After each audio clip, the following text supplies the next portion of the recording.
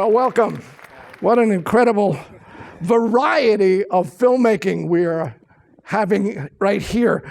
I was looking for something that would say, what brings all of these films together, besides the fact that you're brilliant directors and this is the Directors Guild? And I ran into a quote by a philosopher named John Dewey who said, time and memory are the true artists because they remold reality. And in many ways, each one of your films deals with time and deals with memory. And you do remold reality. But let me introduce you all so that we all know who we are. Steven Spielberg from the Fabelmans.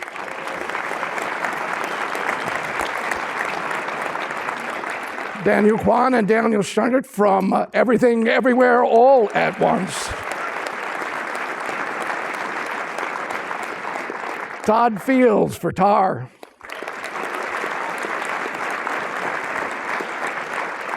Joseph Kosinski for Top Gun Maverick. And Martin McDonagh for Banshees of Inisherin. Again, thank you all for being here. Let's start. What's the first thing you do when you get on the set? In fact, I'm going to start in the middle here, Todd. Usually I start at the ends, but you're going first. What's the first thing you do when you get on the set? And in your particular case, because the set was filled with people who don't speak necessarily your language, meaning everybody was German, what is the first thing you did on this set when you walk on the set?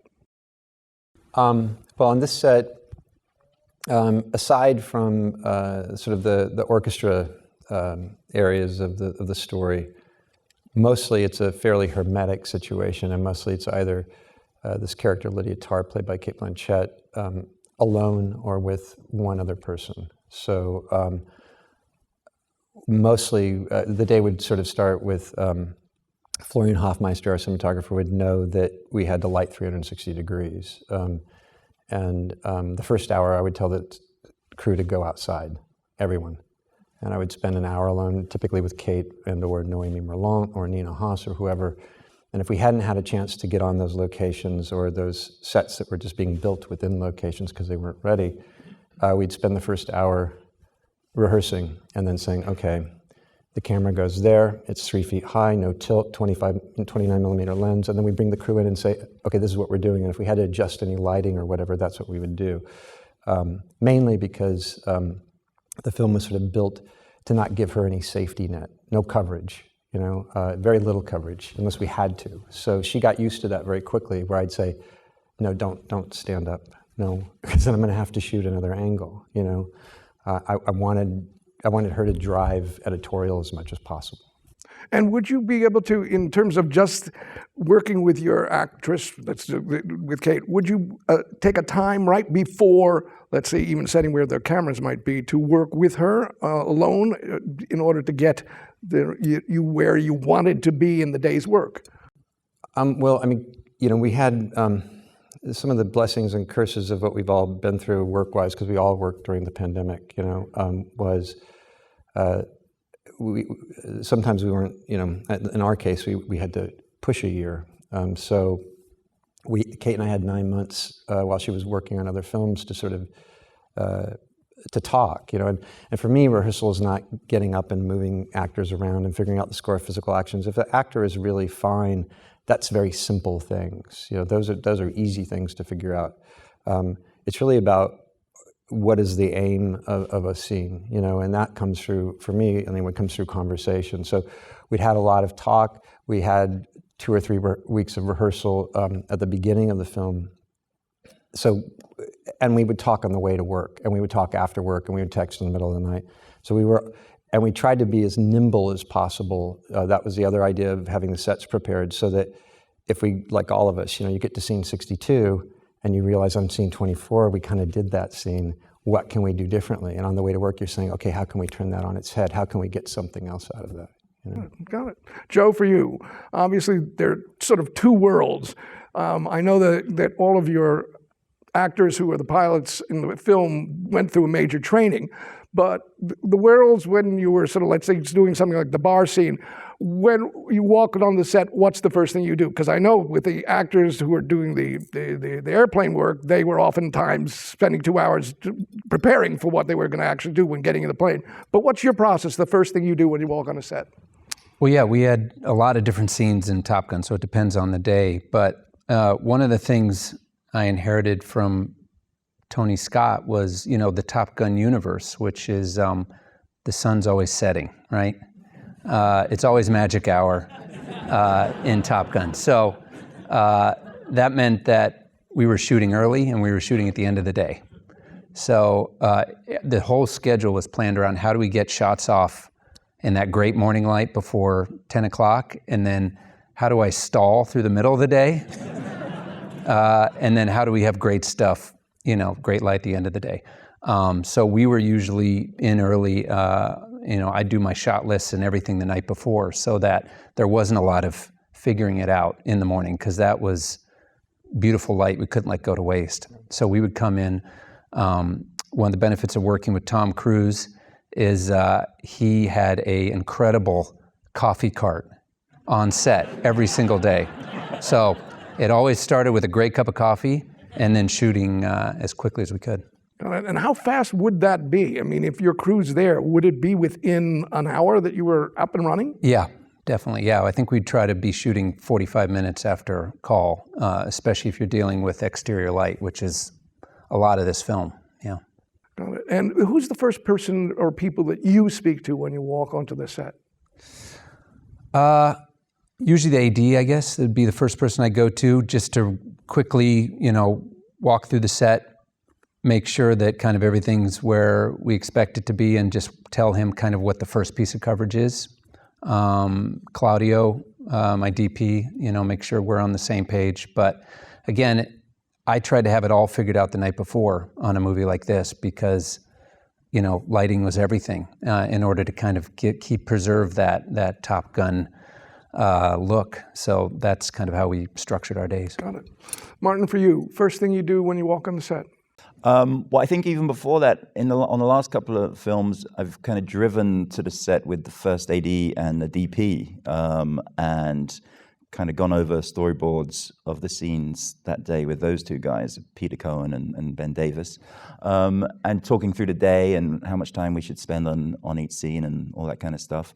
And then getting to set, either straight to the makeup trailer to see the actors and chat to them about the day's work, or meet them on set, maybe, because there wasn't a lot of makeup to be done with these guys on this, and talk through the scenes or block through the scenes, just with Peter and Ben and Des, the camera operator, but just those three and the actors, and then that's it. Yeah, ask questions, send them off to show the rest of the crew at that point, and then send the actors off.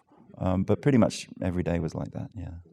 Steven, for you, was this a different going on this set? Obviously on a personal level, of course it was, but just in terms of your process of, the first thing you do when you walk onto the set.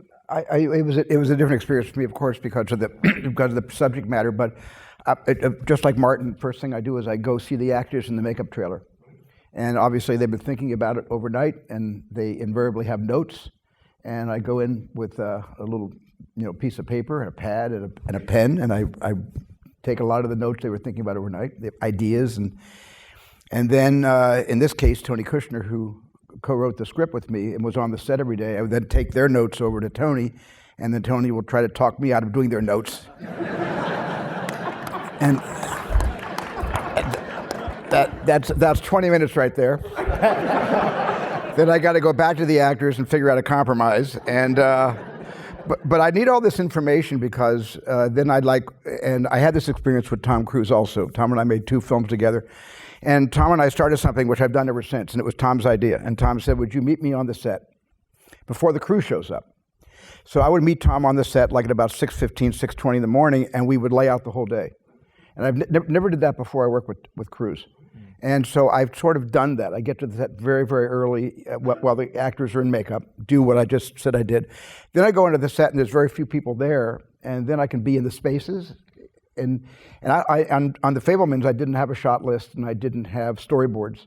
So I would kind of have to figure it out myself before it got busy and noisy. And that was pretty much the way it was every day. The time for you figuring out how you now are going to shoot it, since you've not done storyboards, what will determine that before you get that first shot? Will you rehearse the whole scene and then say, okay, now I can figure it? What would that process be? Well, the first thing is waiting for an idea to fall on your head. That's the first thing. And if I don't get an idea immediately, it helps to bring the actors, in half made up or not all wardrobed. And with the tissues coming out of the shirts, and we all get on the set, and then we just kind of walk it through. And it sometimes helps when, like, Michelle Williams has an idea where she would like to start the scene, and if it's an idea that I love, then everything will orbit around a suggestion Michelle made about blocking, or Paul Dano, or even the young Gabriel LaBelle, who hadn't made a movie before. They all had great ideas, and sometimes I'll have a whole idea of how to shoot the sequence in one, or with limited coverage, where the camera should go first, and in which case, I pretty much say, well, you stand here, and I think if you come over here and say this, and then you go up in the refrigerator, so it's pretty much like that. Got it. There's a 360-degree one that around with Michelle and the family at one particular time, and I'm wondering that moment, whether that was one, as you saw them doing it, you said, or that was, I feel that I can do this. This is a moment that you really want to surround these characters. Do you remember that particular choice? No, I don't remember that at all. I'll show it to you in the film. It's a good shot, Steven. It really does. It works very well. We all know it. We'll talk to you about it. Let me ask Daniels, and I'm going to ask you to speak at the same time. Yeah, that's so fair. We've been practicing. I don't know if that's been the challenge here, but I would just want you to answer at the same time. What's the first thing that the two of you do, or each or individually do, when you arrive on the set? Daniel Kwan, let's start. Well, I mean, it's tough to answer individually because we do everything together when we arrive. There's two things come to mind. The first thing is we, our resources are low and our ambitions are high, and so we have to have, like what Joe was saying, you have to have everything figured out the day before. We have a wish list of every single shot we would love to get, because also we don't have the luxury of reshoots or pickup shoots. It's like if we don't get it today, it's going to be tough, to fit into the schedule later. And so this is Scheinert's idea, because Scheinert is actually a first AD in another life. He's like very much about planning. So we go through the list. A bad one, but yeah. Exactly. But we go through our shot list and say, okay, what are the things that we need to get, the absolute bare minimum just to make sure the story is working and singing? What are the wish list shots? What are the shots we're willing to just throw out if things go wrong? A lot of times in the morning, I'll have my fights prepared. I'm like, okay, I'm gonna try to convince Dan to move some of these shots to the wish list, because the shot list is always just absurd. And then I'll be like, we could combine these three into one if we just make a few tweaks and stuff like that. And then the fun thing is we do this again at lunch, because inevitably you fall behind, and then we do it again with the last hour of the day. And you're just constantly, because chasing the light and all that stuff is just, I think some of the best work happens for us at the last hour when everyone's like, go get a camera, you shoot over here. Like when we first started music videos, we used to do everything ourselves. So we would just have a camera on ourselves, like a digital SLR that would shoot video. And our DP hated it, because last hour of the day, we just pull out a camera and just filming extra shots. We're way more mature now. That, yeah. Exactly. But that's the first thing we do, and then the other thing that we love doing that is a warm-up exercise with the crew at the safety meeting. It was something we had done a little, but it was on our first film that we started. Our first AD, Jesse Fleece, started kind of really encouraging it, and so in addition to a safety meeting, we do a silly, do some stretches or yoga, meditation, yoga, warm-up exercise. But over the years, we've had to come with more and more weird warm-ups. Well, give us some examples. I mean, my favorite one from this, a lot of them are just theater camp things that I did growing up, because I used to do a lot of theater. But on this one time we were shooting the Kwan's emotional climax scene, and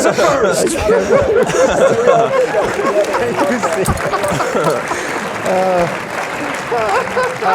One last thing before moving on. I No, will we say talked too much. One thing, No, it's okay. Don't one worry. thing that inspired a lot of this is the fact that Steven Spielberg, who's sitting next to me, before every shoot, you do a champagne toast with the whole crew. Is that right? Yes. Tell us what that is, Steven. Well, we just we toast the first shot and the last shot, and we pour out champagne for everybody who. We're not talking about in the morning. We're talking about in the morning, first thing in the morning. We put out first thing in the morning. It's great. I want to be on this set now. I have a Starbucks in my left hand. I have champagne in my right hand, and we all wish everybody a safe, sensible shoot. And we're all going to take a lot of creative risks, and whatever the speech happens to be, and then we toast, and then we one swallow when we go to work. We get to work by 11 o'clock after the first day, usually about 11 o'clock or so. And everybody who doesn't drink, they get ginger ale. Great. Yeah. And you end the day the way. We end not the day. We end the film. We toast the very last shot of the film. Yeah. Okay, that's less champagne. Yeah, less champagne. It's true. That's when it gets filmed. Let's talk about casting. All of you have remarkable performances, and obviously some of you have been working with the actors you worked with before, but I'm interested in the process of what might have been the toughest role to cast. And Todd, I'm going to ask you this, and particularly actually, I want you to talk about how you cast the kids, particularly Petra. I mean, they're both, and also the girl who wears the red outfit. They're both actually wonderful in the movie and incredibly powerful, but casting kids can be a challenge. And so share with us your process and who was the toughest role for you to cast, if there was one. Mila, who plays Petra. That was a big worry for all of us. And I was told early on that by Simone Barr, who unfortunately just passed away, our German casting director, you won't find her. You won't find a Syrian child here that can, even at that age, that has learned English yet. And so that was a real worry. It took months. And there's a wonderful, wonderful person in Germany named Katrine that my first AD and co-producer Sebastian Fabrix knew, and he brought her in, and she scoured the country, and then all of a sudden this little girl walked in, and she could speak 3 languages, and she could act, and she could play the piano, and she was just a joyous child, and it's one of those things we all know when we've worked with children. You know, they walk in and you just, that's it, you know, and then you try to build a bubble around them and protect them and protect that situation because it's so fragile, you know, and there's, when you find the right child, there's no one else. That's it. You know, there's no number 2 when you find a child like that. In the process, do you, particularly with the kids, do you ask them specifically to read? Are you in conversation with them? Are both of those things happening? What's your process? Well, I think the process has changed a little bit. I mean, all my films at the American Film Institute, I must have been a really masochistic young filmmaker because they all were about childhood and all the leads were children with like ponies at night. You know, like what was I thinking? You know, but then I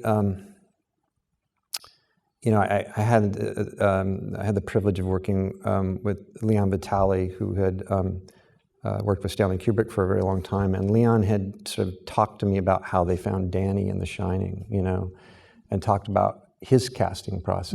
What did you learn? Well, Leon had, you know, been a very fine actor before he went to work with Stanley, and he said the thing is that you need to. It's more about the parents, and it's more about the family life, and it's more about the conversation you have with the child first. So just talk to children first, and then very carefully, then maybe bring them in and have some items that they might play with and watch how they behave. And because what you're looking for at that age is not an actor, you're looking for a very particular kind of self-consciousness in terms of their behavior. And then maybe don't give them a scene. Then just play with them and see how nimble they are. And the last thing you do, the very last thing you do is on the day, I mean, in this, you can't always do this, obviously, but in this particular instance, we wouldn't give her the scene. We'd get her in the morning, and we'd play with her, and then we'd tell her what the lines were, and then we'd go. Like and that. The singing in the back of the car is an example of this? No, she had to learn Cock Robin. Yeah, and she was great. That was the last thing we shot with her. It was a very emotional day, because when you work with children, I think a lot, as filmmakers, they're frozen for us. You know, there'll always be that child, and it's very hard. After you've done it a few times, you know the grief you're going to have that they're going to grow up and not always be that person in your movie, you know. And it was, I got so involved in that scene. I was in the back seat next to Mila, and Kate was just, you know, driving around Berlin with Sebastian, kind of doing a lock up ahead. And I kept screwing up the takes because I kept singing with her, you know. Talk about the cellist. Casting her? The cellist, that was a really tricky bit of casting. The idea behind that was that we were going to find, you know, oftentimes our disciplines are interdisciplinary. You know, if you're a dancer, typically you can be a very good actor, a musician, or a painter, or whatever. So I really thought it was going to be very simple to find a very fine young cellist who might be able to act. And after 3 months, that was not the case. And so I said to Avi Kaufman, our casting director, okay, we're going to have to open this up. We just have to get somebody that can hold a bow. And I saw some fine young actors in Europe, people that I would have been unfamiliar with, that were really exciting. But and the studio said, okay, that's it, you have to stop, you know. And the very last moment, this self-tape arrived, and there she was. And acting, you know, I didn't know if she could play at all. And I said to Avi, I think that's her. Does she play the cello at all? And she said, I don't know. I'll ask her. And then at first it turned out, boy, could she play the cello, right? And she was from outside of London. She had long blonde hair down to her knees and a prim little dress, and she was still a student. She was 19 when we cast her. She was in her first year at the Music Conservatory in Norway. And I said, where did you learn the Russian accent? And she said, YouTube, you know.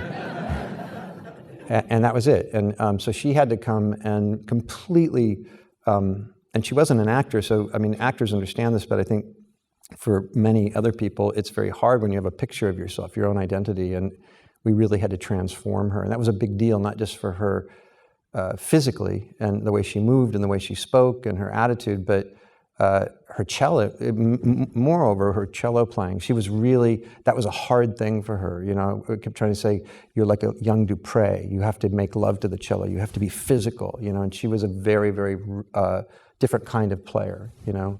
And that, to watch that was really transformational. And she has gone on now. Now she's recording for Deutsche Grammophon, and she's doing all these other things. Her life has exploded as a cellist, and that's been really incredible to see. And how did she even learn about the show that you were about to do? Well, Avi Kaufman and her assistant Bridget had put out, you know, the things you do. You know, you go out and they wind up on bulletin boards and music conservatories and things like that, or Facebook, or, you know, whatever. Fabulous, fabulous. Joe, your pilots, casting them, what was the process for you? Particularly Miles, by the way, who, I mean, looks like he's Goose's kid. So talk about your casting process. Well, I was very lucky in that I had just made a movie with Miles called Only the Brave, which was more of a drama. So I'd just been through it with him, and I actually brought Miles' picture to my first meeting with Tom about Top Gun. I put that because I had a movie where Miles had blonde hair, and I said, I think this guy could be a great rooster. And Tom immediately liked the idea. He had so much respect for Miles as an actor at that point. So I was very lucky in that, in my mind, that role I'd kind of cast it. We still went through a testing process where we tested 3 actors, but that just reconfirmed that Miles was perfect for the role. And same with Jennifer Connelly. She was in the same film. So in some way I had kind of in my head 2 of the most kind of critical roles already cast, which helped a lot. But when it came to the other pilots, I had a great casting director, Denise Chamian, who pulled hundreds of faces together for me to look at. And then we brought people in and put them kind of just in a room with me. And you know, it's hard to cast someone to be in an F-18, right? Because I tried to explain to them what they'd be going through, and you know, and of course, you know, actors, they'll say they're up for anything. But once we really started getting into it, you know, you'd find out some people don't even like to fly commercial, so you know, you'd have to start weeding them out. But you know, it was a great process to just see a lot of people that I had never seen before. I mean, a lot of those young pilots in the film had not been in big films. And then once we had kind of collected this group that we all felt really good about, we sent them off to naval swim training together, because nothing, you know, pulls a group of people together like collective suffering. And I learned that on Only the Brave. We did the same thing. We sent all the actors off to wildfire training. So.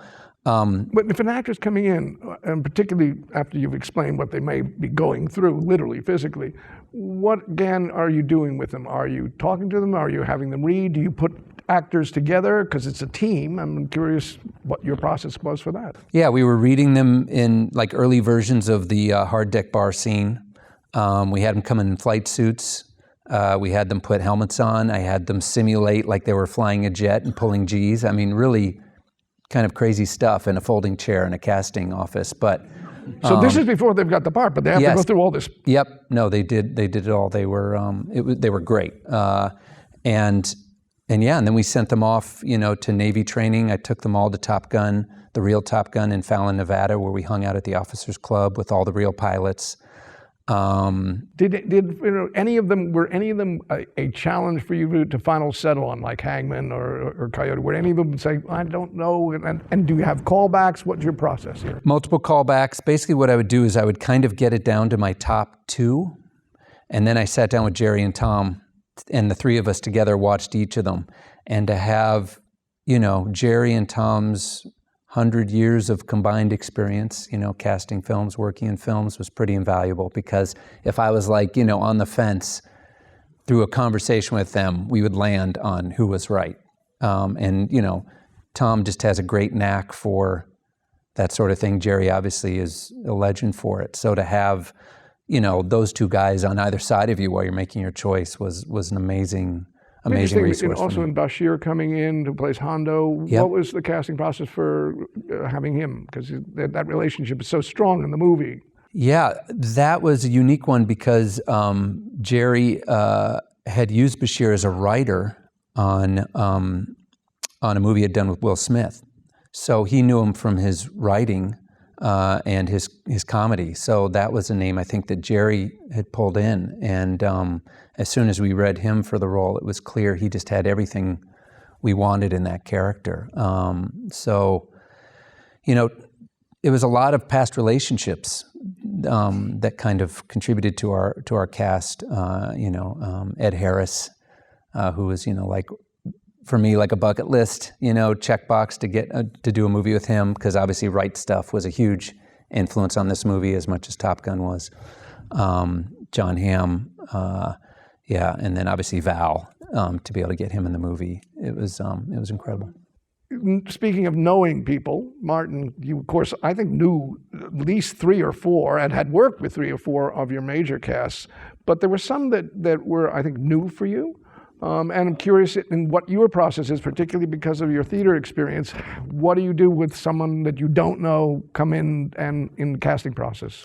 Well, yeah, so I wrote the film for the 4 leads, obviously for Colin and Brendan, but also Kerry, who I'd worked with on a play 20 years ago or more. And I'd loved Barry Keoghan's work over the last few years too. So they were all written for those guys. But I think there's only probably 10 or 11 people in the cast, but of those other 5 or 6, I'd say 90% of them had done either a play with me or the short film. The guy who plays the policeman was in The Cripple of Inisherin, the very first version, 22 years ago. Tell me he's a nice man, because he's such a lovely guy. Thank you. I feel it was a lot brilliant better acting. now. It wasn't typecasting. Gary's so good. But the guy the priest was in my short film. He's the guy who stabs the cow in the short film. And he looked exactly the same, 15 years ago as he did when we filmed it. I think probably the trickiest was Sheila, who played Mrs. McCormick, the Banshee lady, who you saw creepily waving. I hadn't seen her before. I knew it was going to be a hard part to cast, because she had to be sort of grounded in this quite odd heightened language, but also kind of creepy as fuck. And Sheila ticked all those boxes. But again, lovely, lovely lady. But she was 89 when she got the part. She just turned 90 last month. And yeah, she amazing. But 4 weeks, I'd cast her from just seeing her on a tape and speaking to her on the phone. And I know she was sort of delighted, because she hasn't done many films before. She's done theatre, but not too much in terms of films. And 5 weeks before shooting, she fell and broke her shoulder, and was terrified that she wasn't going to make it. But so I met her maybe a week or 2 after that, and on Inishmore, one of the Aran Islands, and She was in a sling, but not in pain at that point, and she was determined she would do it. So actually, we got the costume designers to design this whole cape affair, which would cover the sling. So she's playing the whole thing in a sling, pretty much. Apart from that last shot scene you saw is the last day of shooting. So that by that point, she was well enough to just be able to do that creepy little thing. And very threatening. It worked for her. But in your process, do you ask your actor, particularly if it's an unfamiliar actor, will you ask them to read? Will you get in conversation? What is the process when you meet someone? On this one, for the people I didn't know, yeah, it was maybe seeing some tapes and then getting them to read, or it was kind of the whole COVID thing was going on, so it was mostly Zooms. In the past, I'd have met them all and worked in the room with them, especially if it got down to the last 2 or 3. But this one, and when you say work in the room, what would that work be? Just giving them notes on like having them do the scene, give them notes and see if they're malleable or good enough to change or to go in different ways. But this was a little trickier. But again, I think it was like there was maybe 2 choices for the parts I didn't know the people from before. This must have been a real casting new experience for you. You're casting your family. What was the process? Was it different? Well, it was certainly an out-of-body experience for me because, I'm very accustomed to casting characters that are from novels or from history or from an author's original story. And because I don't have any personal association with the character, I become intimate with the character throughout the process that we all do in making our films. But in this case, I knew who the cast should be based on how much I love my mom and dad and how well I know my sisters. And the strange thing was actually finding actors that felt like my parents before they ever read for me or before they ever met me. So I had always had some kind of an affinity for Michelle Williams, not just because she characteristically wears her hair like my mom's, which is short, but I love her empathy, I love her energy, I loved her especially in the series she did about Fosse and Verdon Fosse, which I loved her in that. And of course, when I first met Michelle Williams, it was because I was such a fan of her character in Blue Valentine. And that was the first time I invited her over to the office just to have a general meeting. But in this case, she was the first person I went to. And Paul Dano, I just have never worked with before, but I loved him in There Will Be Blood. I called P.T. Anderson, and he downloaded what a great person he was in the working relationship on that film with him. And Judd Hirsch was my first choice for Uncle Boris. And so it kind of came together very, very quickly. The slowest casting of the Fabelmans were the kids. And you've got different ages. And all different ages, and two tranches of family. And that took the longest to cast. The longest character to cast was me, because I wanted to get somebody really sexy and handsome and somebody, somebody I could kind of look back on and say, yeah, but I was actually like that when I was younger. You may not believe that now, but so Gabe had to reach a higher bar than most of the other cast. But that was the hardest, and Gabe was one of the last people we cast in the film. And I was very fortunate because Sidney Tolan found him. He had sent in a tape, and he was an actor, had never done a movie, but he was living in Vancouver. And so, like we all had to do during COVID, every meeting I had with every actor happened over Zoom. And so I met Gabriel for the first time over Zoom. And 10 minutes into the get acquainted meeting, he was asking me questions.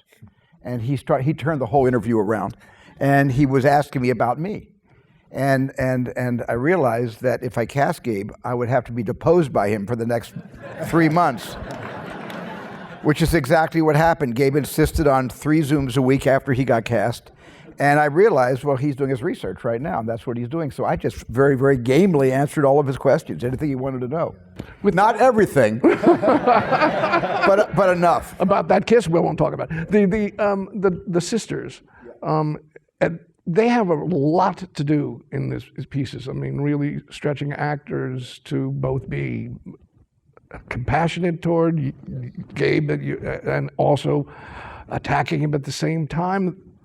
How did you find both, and particularly the little ones, because they're wonderful in the movies that your home movies that were made. How did you find both sets of sisters? Well, every time I'm looking for young kids, the first thing you have to search for is kids that have a complete lack of, they cannot be intimidated. I mean, it's not, and the word precocious is wrong. It's really someone who is not conversation shy, someone who could really engage you in conversation and just start talking. And just as an example, the little girl who plays the young Natalie, who is actually my sister Sue in real life, but the young Natalie, we because of COVID, I never saw the actors' faces until we were ready to shoot because they were all masked and we were all masked. And so after the first week of shooting, I've been working with just the young kids, and I had my mask on, and the little girl, she was 5 years old, she walked over to me, and she said, "Take off your mask." And I said, "Why?" She says, "I want to see your face, take off your mask." So I took 3 steps back, and I took off my mask. She said, "Yeah, you're Steven Spielberg."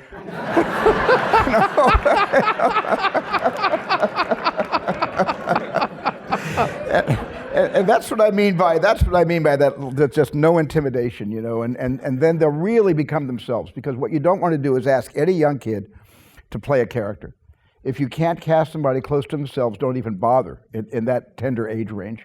So they have to be themselves. Julia Butters, who plays Reggie, who's actually my sister Ann, Quentin was shooting Once Upon a Time in Hollywood right behind my office on the Universal lot, and I just went back to hang out with Quentin and Leo that day, and there was this young actress named Julia Butters, and she's the one that makes Leo cry. They're reading the book, she's reading the book, and he sits down next to her, and she brings him to tears. And I met her that day on the set, and I just was determined to find someday a movie to direct her in. And so she was absolutely first choice for this role. No reading, no auditioning, nothing. Were any of the kids really tougher to find? I mean, we're like, I understand that Gabe was almost last minute, but any of the sisters were I don't quite have her. I think one of the things we all rely on, and I don't think any of them are getting enough credit inside our industry, are the casting directors. Thank you.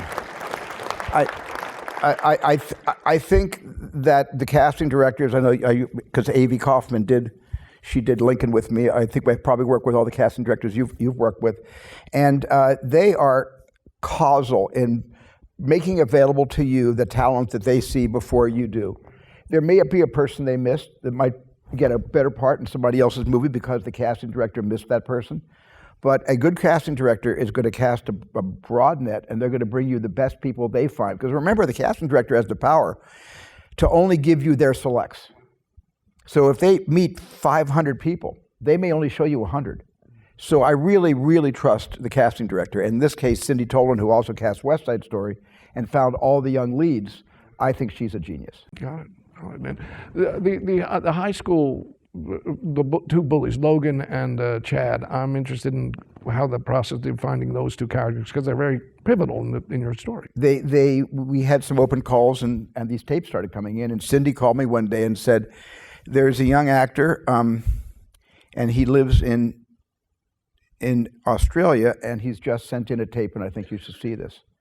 And I took a look at the tape, and it was extraordinary. It was still, the accent was a little bit, you know, the accent was a bit pitchy, but he was authentically the bully that in my real life I remember haunting me that entire semester of my last year of high school.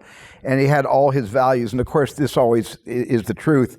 You find somebody, you cast someone to play a heinous role, and wouldn't you know, they're the nicest guys and girls in the world. You know, they're just the nicest people in the world, and he was. But also we rely on a lot of, you put the word out, what you're looking for, and actors will self-tape. When you put the word out, what kind of language do you use? For example, let's say Chad, and if putting out, I'm just putting that character, for example. What language will you put the word out? How will you describe a character? Like it's a story about 2 bullies, and Chad does the dirty work of his mentor, and we just say it in plain speak like that, and it's also depending on how the actor sees themselves, or if they played parts like that before. One thing I want to mention, though, when working with young actors, one of the biggest detriments to film directors in working with very young actors, and I love them all. They all turn out to be pretty good people, but are their parents. You're mentioned. Because their parents tend to, and they're not DGA. And yet, when at home, they're DGA. Right, they're directing the kid. And when the young actor is brought to me in the morning, I can tell they've been training. And I can tell that they only know the lines one way. And you can't undo that. And what I have to do, which I think I heard, who was talking about this, was it Todd saying, I had to do exactly, I had to do so many movies with Todd, is throw out the lines written that day and write all new lines and give them about an hour or so to just absorb the nature, the essence of the lines, if not word for word. And then you've got authenticity. Got it. So interesting enough, when Judd arrives at the table and his language offends one of the girls, and she says, "He said," was that an example of where that would happen? I'm just looking for one. I think that was a scripted line. I don't recall, but the little girl who played Lisa. It might have been that we observed her after a couple rehearsals whispering to Michelle Williams, he said ass. And I think that's how that might have gotten into the film. Yeah. Because the thing is, when you work with young people, you've got to keep your ears open. When I was working with Drew Barrymore on E.T., we were walking around between shots, and she looked down at the puppet of E.T., and she said, "I don't like his feet." And I went, that line's going right in the movie. Yeah, let's do that shot now. That was going to be 4 shots from now. Let's get her coverage now. Let her say that line. Great. So you just got to keep tuned into them because they give you gold. Got it. Daniel, casting, what was the most challenging part for you guys to cast? I feel like the shadow that was kind of hanging over our entire casting process was the fact that we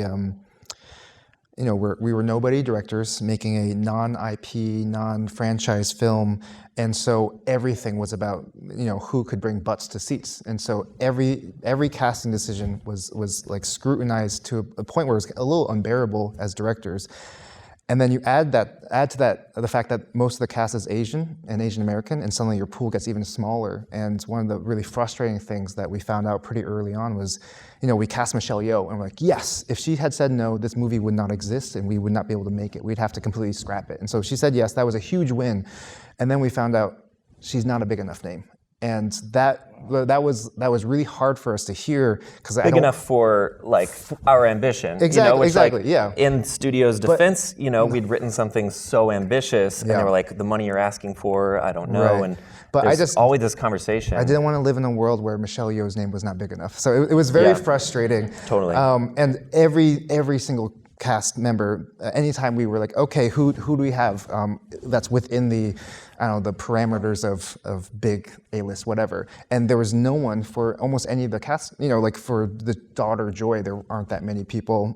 For Ki Hui Kwan's character, Waymond, that role was like incredibly difficult to find. And so let's go with that role for a moment, because his performance emotionally is so varied, and the characters he, quote, if we could all now verse jump, the characters that he created are so different and yet believable as one being. Talk about how you found him and how you made the decision and how the two of you make a decision. Totally. Yeah, I mean, with that one, we saw a bunch of tapes, and there were folks who in their real life were more like Alpha Waymond, who did very convincing kind of wimpy performances, but we were so nervous about it coming off like a fake thing, like when you meet Waymond and he's hyper and happy and sweet, like we didn't want it to feel like a macho guy pretending to be that way. It's because part of our casting process was like they need to be able to do martial arts, and so that brings in a very specific type of person. Totally. Normally. Yeah. So it was kind of, we were just brainstorming and Googling, just like, and again, like you said, you're always thinking like, is anyone famous at all, And we were like, where the hell is Short Round? Like one day we just started talking about that, and Dan started Googling Ki and was like, he says he's a martial artist, and like he's a black belt in Taekwondo. He's bilingual. He was on X-Men. He was on the stunt team of X-Men, Bryan Singer's X-Men. And then when he came in and auditioned, like,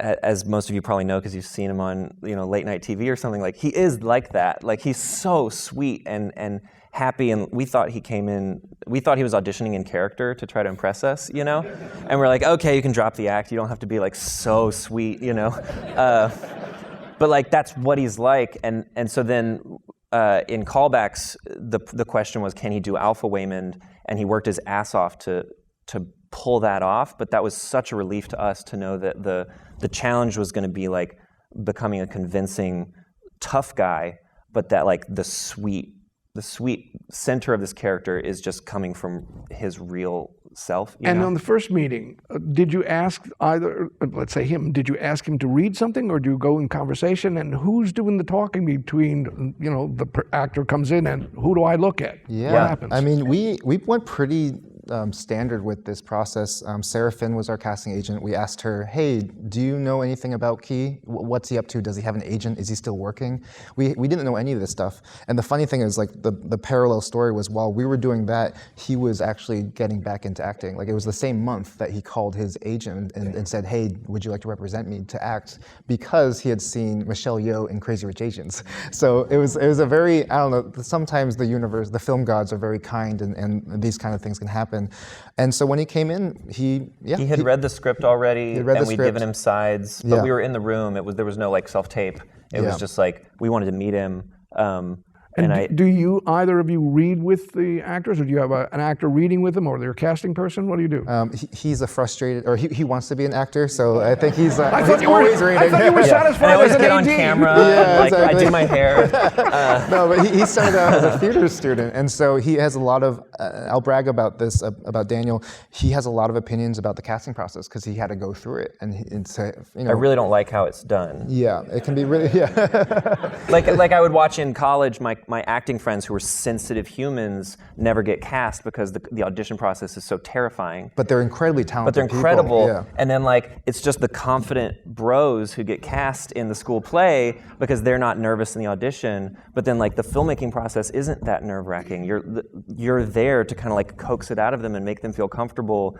So whenever possible, we try to make the audition not that terrifying bunch of people behind a desk knowing on that, their laptops. what do you do? Now, we're not going to do this again, but I'm quite willing. Warm-ups, yeah.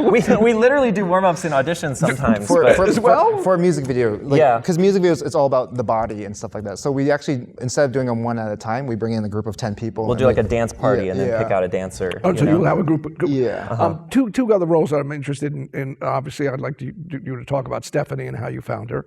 But also, I'd like to talk about the bald guard and how you found him. Oh my God! So, great. Share. I'll start with the bald guard. His name is Brian Lee, and so if you've seen our movie, there's two guys who put trophies up their butts, and he is one of those guys. And we met him and his brother. We just became fans of their work on YouTube. They're filmmakers. They're martial artists who make their own Hong Kong style movies, and they live in Orange County.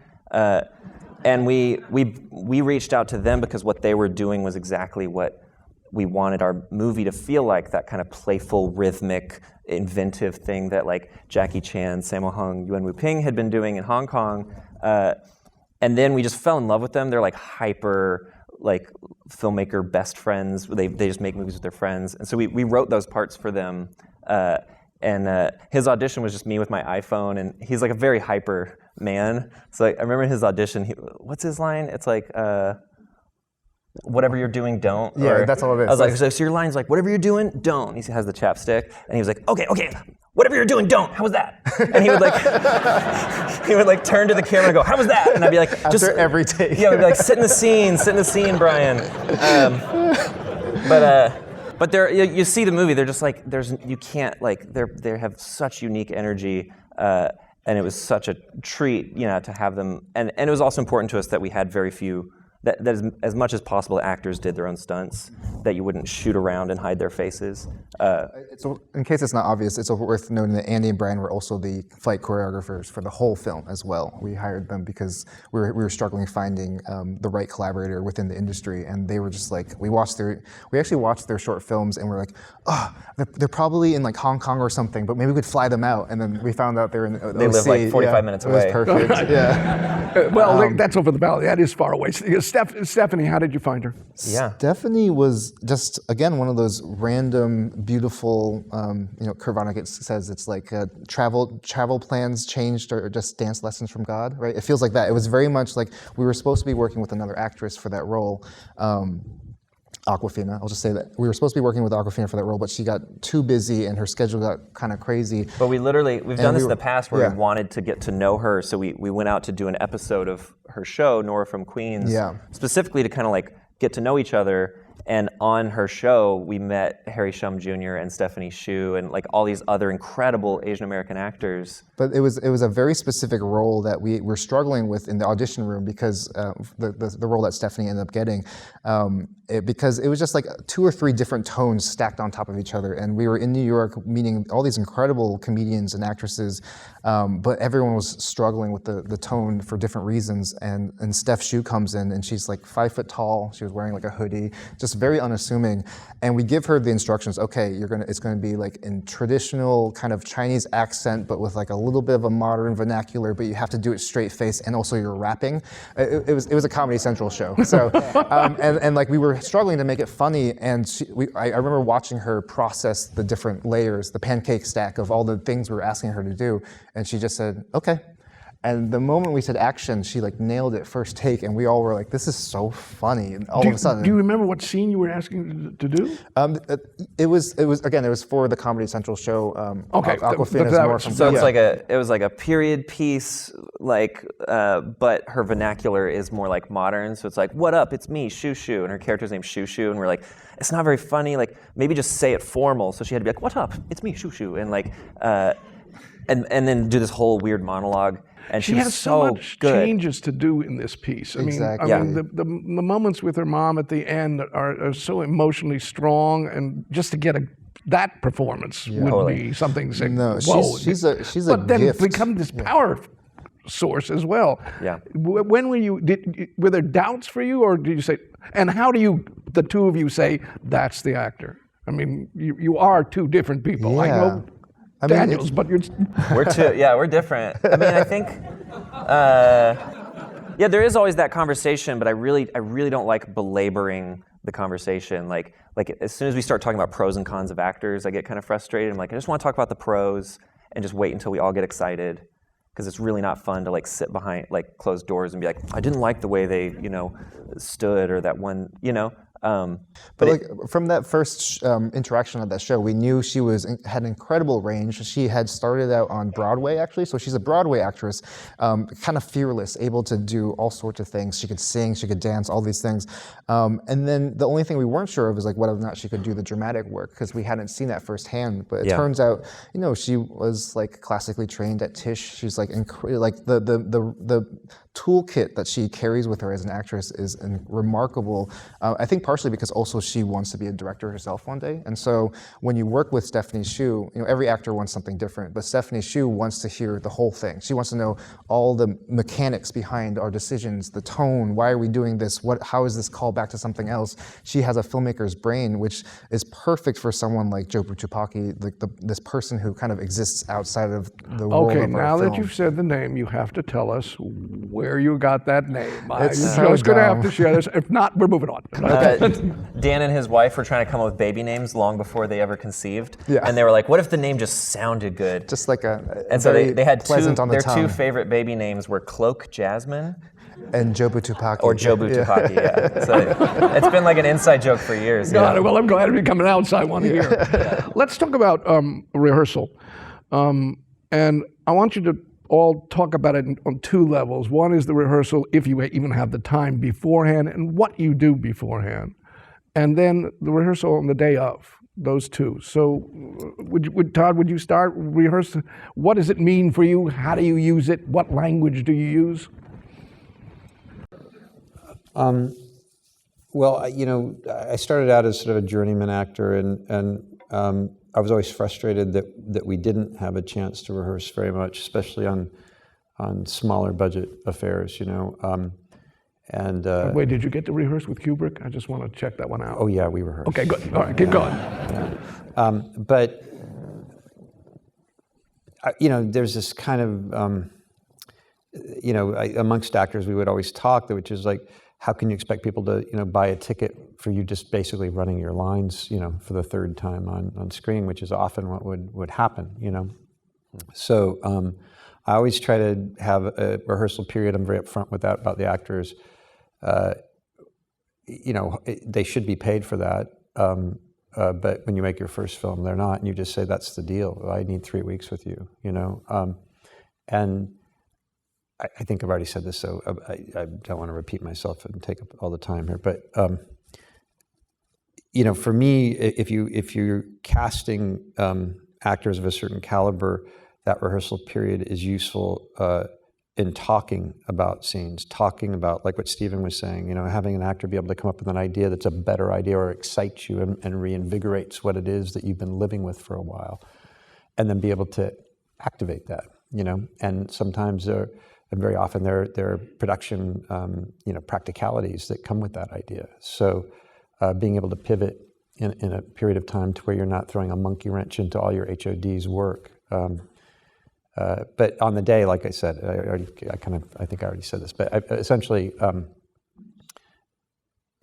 unless it's something very involved, like in this instance with the orchestra, we started with that, and so that actually that wasn't supposed to happen, and that cut my rehearsal period in half with my actors, because now all we were doing was rehearsing music, and not with that orchestra because we had very little time with them, but with Kate in front of a mirror, and with Sophie on the cello, and with Nina on the violin, and with an accompanist, and with the conducting coach, and all of that.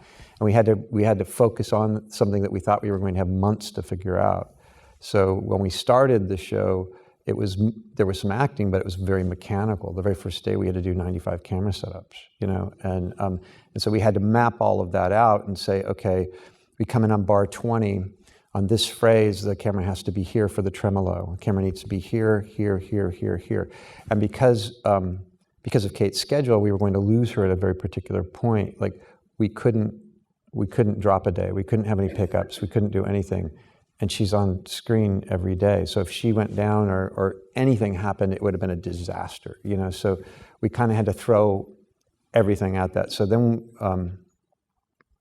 then it was just sort of agreed upon us collectively that we would rehearse on the weekends. So, and that it was a happy sort of pivot, because for the most part, then we had the locations. And once we got a location, the deal was we had to buy the location for the run of show. So we could always go in on the weekends. We could always walk around. We could always work.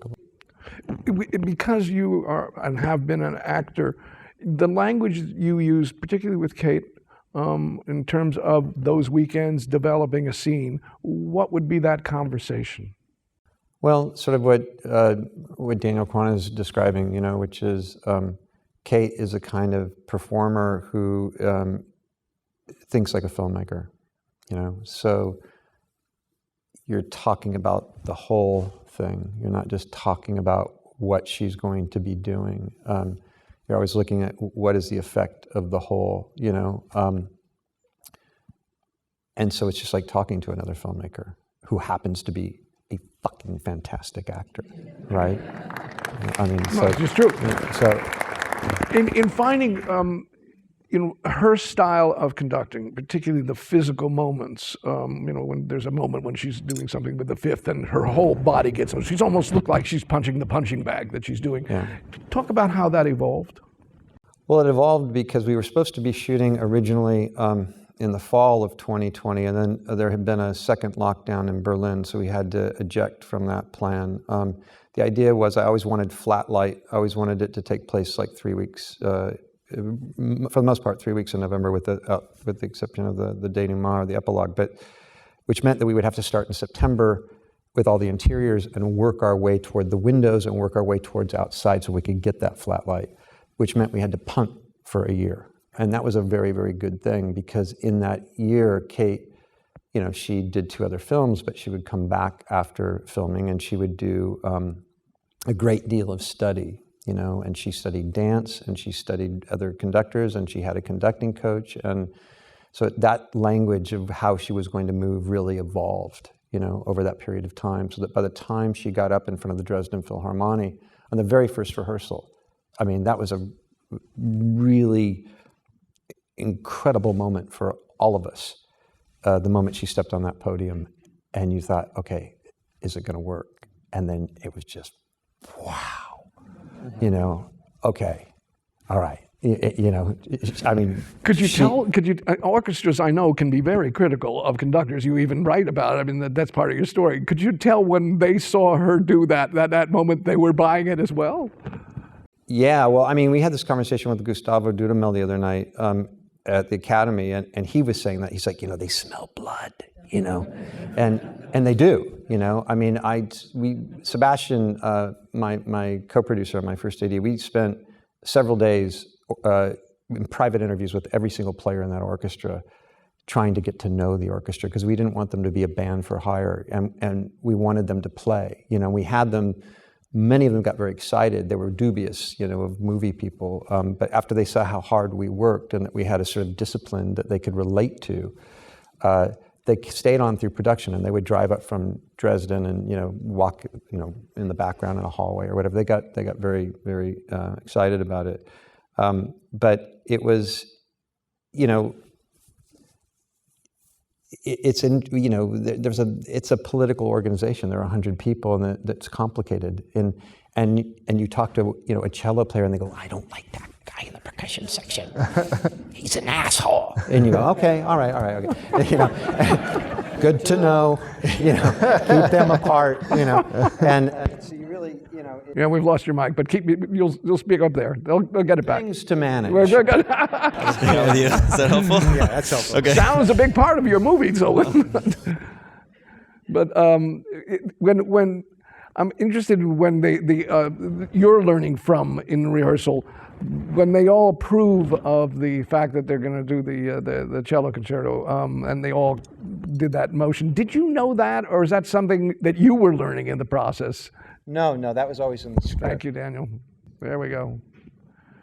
That was always in the script, I think the description was, you know. Well, talk about another moment, and curious how you rehearsed it, which is the moment when she comes on stage and she actually falls, and then the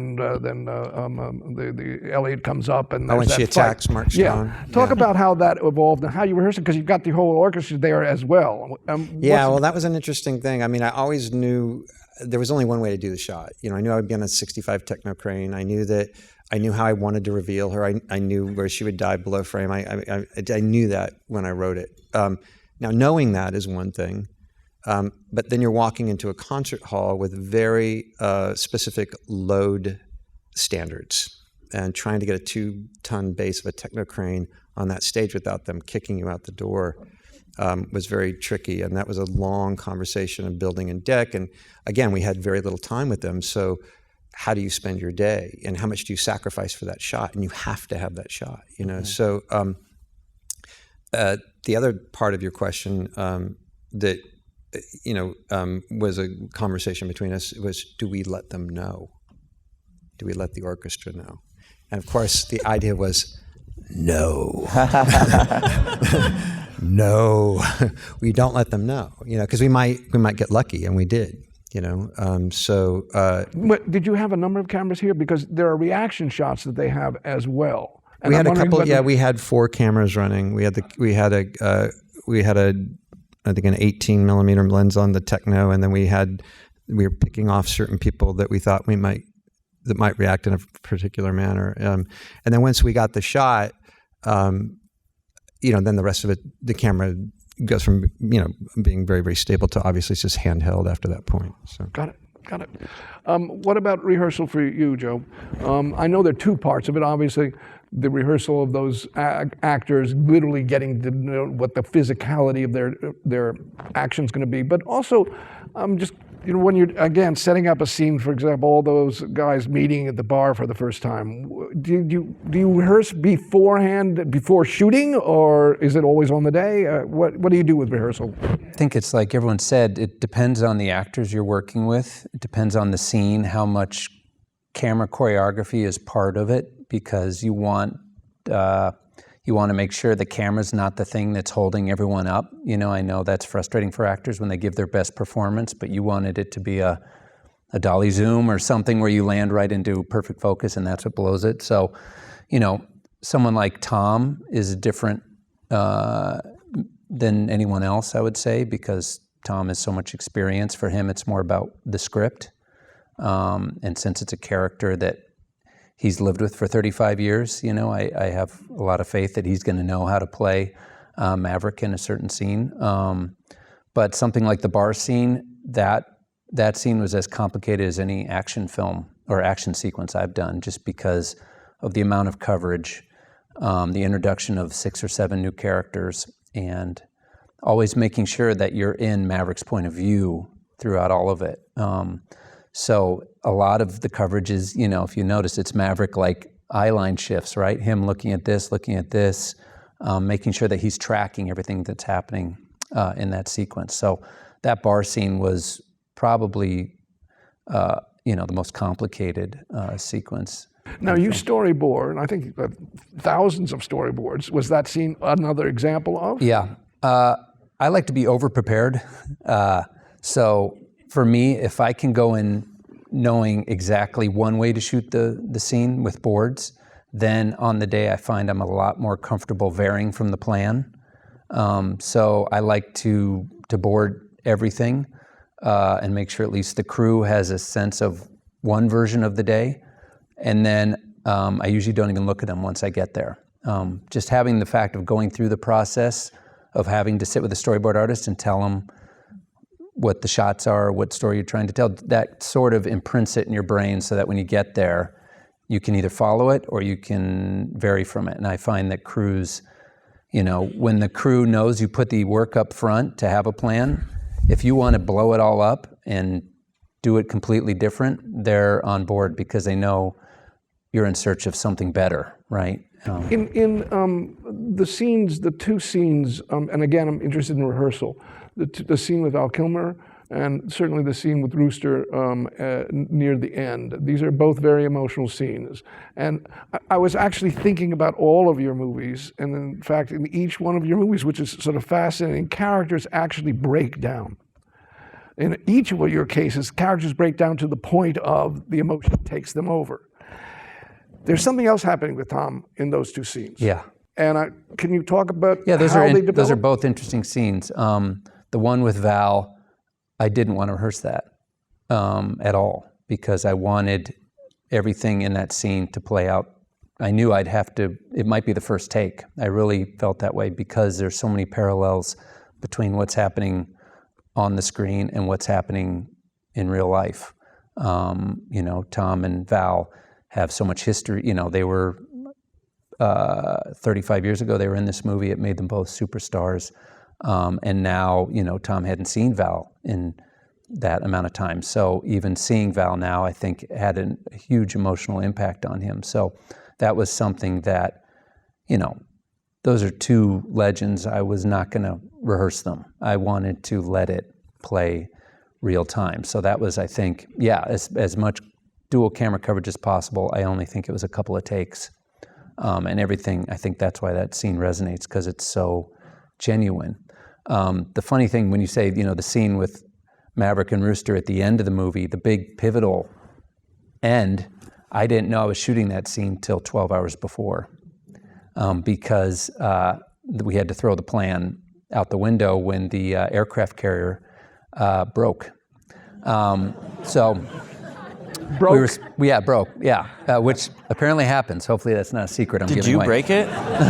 No. So we were supposed to go. No weather balloon. Go on. Yeah, we were on the Teddy Roosevelt in San Diego, and we were getting ready to sail out 100 miles. You know, with their train. You know, it was part of their training. We were getting ready to sail 100 miles off the coast, and I had a whole week of precisely planned shooting of what we were going to do out there.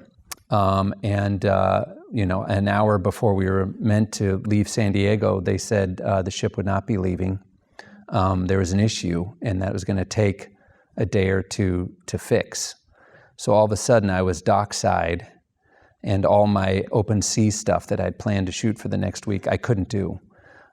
So in the effort to continue shooting, as you know, I said, you know, they said, "What can you shoot dockside tomorrow?" I kind of went through my head and I said, well, the end of the movie. I mean, we can get an F-14 craned onto the deck, first thing in the morning, and so that's what we did. We scrambled and got an F-14 on the deck. I ran up there and kind of quickly blocked what I thought, how I would cover the end of the movie. Of course, the sun didn't cooperate. It became completely overcast, so Claudio put a light on a stand, and we shot that last scene. And in some ways, I feel like because the actors didn't know the end of the movie was coming either until that morning, the spontaneity, the pressure, the stress of going, oh my God, we have to stick the landing today, somehow I think gave the whole scene a spontaneity and a emotionality that just made it work. And did you also have multiple cameras because both men are having this moment of connection? Yeah. No, I always like to shoot 2 cameras, sometimes 3. I love getting simultaneous coverage. I know DPs, it makes their life more difficult sometimes, but I like trying to get those simultaneous moments just so you're not, if something great happens, you're not tied editorially to not being able to use it. So I'm interested in how, when you were looking wherever you were at that particular moment, and actually on Tom particularly, how you responded to that. Obviously, as you said, it was not prepared for, and here's this moment where, all of it is coming, playing through him. Do you remember whether wow or let's do take 2, or where were you? No, I mean, it's incredible when those moments happen. I mean, that's what you dream about as a director, where the actors take a moment that in your head is a certain thing and they elevate it, either with a surprising line or a performance or something that you could never, the greatest director in the world, I don't think can whisper something to make actors do what they do naturally when they're really in the scene. So that's what you hope for. You hope for those little magical moments, and that's why casting is 80% of the job, because if you cast it right, you're going to get those moments. Do you remember? Did you do take 2, or do you remember? Not a lot. I don't remember how many takes we did. Probably 2 or 3, but it didn't have to do a lot. And like you were saying, the best moments come when you're chasing the light or you're running. It's somehow pressure from whatever it is. I agree, always brings out the best. Gotcha. That's great. So those are the most memorable moments. Thank you. I appreciate that. Martin, because you had the theater experience, what's rehearsal like for you? When you know these actors so well, what do you do with it? And I know I think I had a 2-week period of potential of that. What's the conversation? What goes on? What words get used? I guess we all come in. Sometimes I think on this it just worked with Colin and Brendan for the first day or 2, I think, of a 2-week rehearsal period, and it's sometimes it's just reading through the whole thing, answering all the questions that they have, offering up your thoughts on every scene, every character, and reading through it again with all that information in play. And it's just a constant renewal of questions, really. I find it as much about allowing all the actors to know why I came up with each line or each scene. So everyone can agree or disagree, but so when we start shooting, we're on pretty much the same level playing field. And then the other actors would come in after like 2 or 3 days and again, just go through the whole thing. It's great, I find, for finding the tone, because the comedy, you can get rid of it in the first couple of days, and then after like reading through the same funny lines for the 3rd or 4th time, it's not funny anymore, and you can just get to the truth of what the scenes are about. In most of my stuff, I guess it's this, funny, silly, funny stuff, but it's all surface. Everything's sort of born out of some grim shit, and this especially. But also, I think it was especially useful. I think on the page it looked like it's all about Collins being treated like crap by a guy who's doing this artistic thing for his own ends, I guess. But once we got into the room, and especially talking with Brendan, we uncovered more and more of the reasonings behind it. And even to the degree to which what he's saying to his friend on the page, how truthful that is. Is that how he really feels? Does he feel like, I don't want to be friends with you anymore, or does he have to do this for other reasons? And we kind of came to that point of view more than anything else. The idea that he's so desperate before the film starts, before page one, that he's come up with this plan that even he doesn't necessarily believe in 100%, but he has to do it to save himself. The despair that's talked about, I think, throughout the film is and Brendan was asking, where shall I show that? We discussed, and we both realized that all that has happened before the movie starts. The priest knows because they've had those conversations before. But on day one of the story starting, he's gone through the despair and realized, I'm going to either kill myself or live the life that I need to live. And that's, I think that allowed Brendan to play all those scenes completely harshly. But I still, in his eyes, I remember the first scene where he tells Colin that he just doesn't want to be friends with him anymore. Even at the end of it, just before he goes off, you can see that there's a sadness to having done that. And that, I think, was when the film became much more of a 50-50 debate. I know that you don't necessarily write biographies for these characters, and obviously these characters have histories, but that's not what you do. But I'm interested in this issue of despair because did you discover in the conversation, that's why I'm pursuing this in the rehearsal, yes, the two of you was discovering he actually really is taking the option of killing himself? Or did you know that even when you were working on the newer drafts of this? I think I had a sort of sense of it in the grey background area of it, but I think it was in discussions with Brendan that we really nailed it as that being exactly where he's coming from. And I think that's got a lot to do with the threat he makes about the fingers. It's so self-destructive, but it's actually less self-destructive than suicide.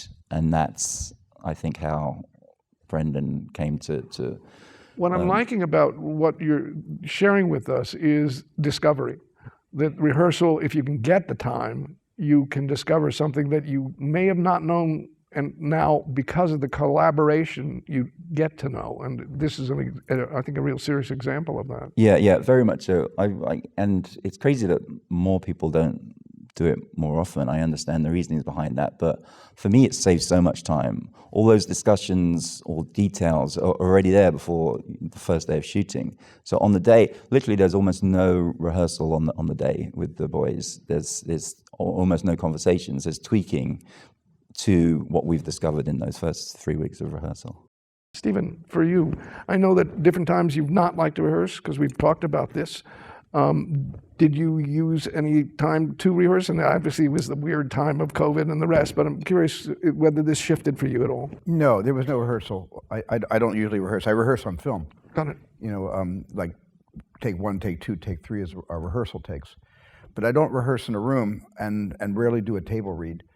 But in this case, the actors did a deep dive based on just a plethora of available video and 8mm sound film, and they went into the archives. Basically, I've made available to everyone the archives of my parents and my sisters and myself, and so they had a lot of time to, I would say, acclimate themselves to who my family was. And what I always emphasize to all the actors is, please don't do impersonations or imitations of how they sound and their mannerisms, their idiosyncrasies, because I want your talent, I want your gifts to really step in front of that. Just let this inform you, and let there be a little bit of a tincture, but don't make that the whole meal. Don't make a meal of my parents. I want to see what you're going to bring. Right. I've already made a meal of my parents throughout my entire life. I don't need to see the cast do that. But I did want some form of authentic community, because I know what it feels like to be in that community of family. I know what that felt like for me. And when they were playing it, the way they interpreted it on their own, I could feel that it was exactly, I was reliving my life through their own, performances. Did you put them together as a family before the shooting, or did they all sort of arrive, this is my mom? Mark Bridges did the costumes, and so I basically met each actor independent of the other actors. So we did one costume at a time. So I got a chance to see Michelle dressed in my mom's, Oshkosh Bigosh, her signature coat with a Peter Pan collar. And I got to see, Paul looking like my dad. I saw them all independently. But on the first day of shooting, when they were all out of the makeup trailer and out of makeup and hair, and they were starting to assemble on the set, I wasn't talking or paying attention to that. I was dealing with a production issue with Rick Carter, the production designer, and we were talking. And meanwhile, apparently Paul and Gabe and Michelle moved in behind me, and Mark was there to get me to look at them all together for the first time. I had never seen them assembled as a family, and I had made big speeches to the entire cast before we started this. I've gotten all my crying out, writing the script with Tony Kushner, and I spent 2 years of COVID crying, and I'm fine with that. There's going to be a big aesthetic distance between me and you. I'm going to guide your performances, but I'm not going to get emotionally involved in this thing, and I've done that already. I've had 76 years of emotional involvement with this family. I've had enough, totally enough. And then Mark tapped me on the shoulder and said, they're here, and I turned, and there was Michelle, and there was my mom and dad, and I burst into tears right there, just like lost it. And what set the tone for the production of the movie, for the family that we formed, the family behind the family. And Michelle immediately ran over to me and she just hugged me, and Paul came behind me and he hugged me from behind, and that was the beginning of one of the greatest experiences I've ever had making a film, I swear. How fortunate, Steven. How truly lucky. Now, let's examine the scene we just saw, because you didn't rehearse it. There they are. How did you tell her what to do, or did she know right away in terms of both, demanding Jesus to show up and also the kiss? Do you remember how you staged this? It's a wonderful actress. Her name is Chloe East, and a lot of actors read for that part. But when I put Chloe on Zoom together with Gabe on Zoom, she was in Santa Monica and he was in Vancouver, and we rehearsed, but we tested with the 5 or 6 candidates for that role. There was just a truth about the way Chloe speaks and her speech pattern, and she was naturally so funny. But when we premiered the film at Toronto in September, and the audience kind of like, Chloe was in the audience, she saw the film for the first time, and the audience was really laughing hard watching that scene.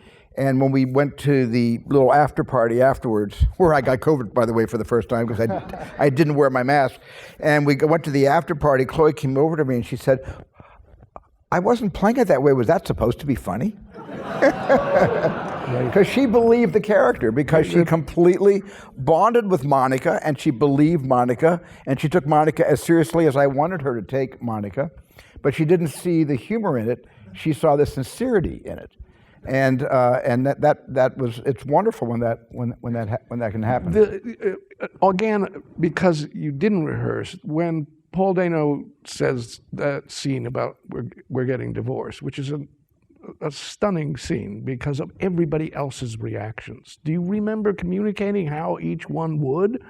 I mean, maybe it was on the page, but it just has such presence to it. And since you didn't rehearse it, now here's the day of shooting. Do you remember this day?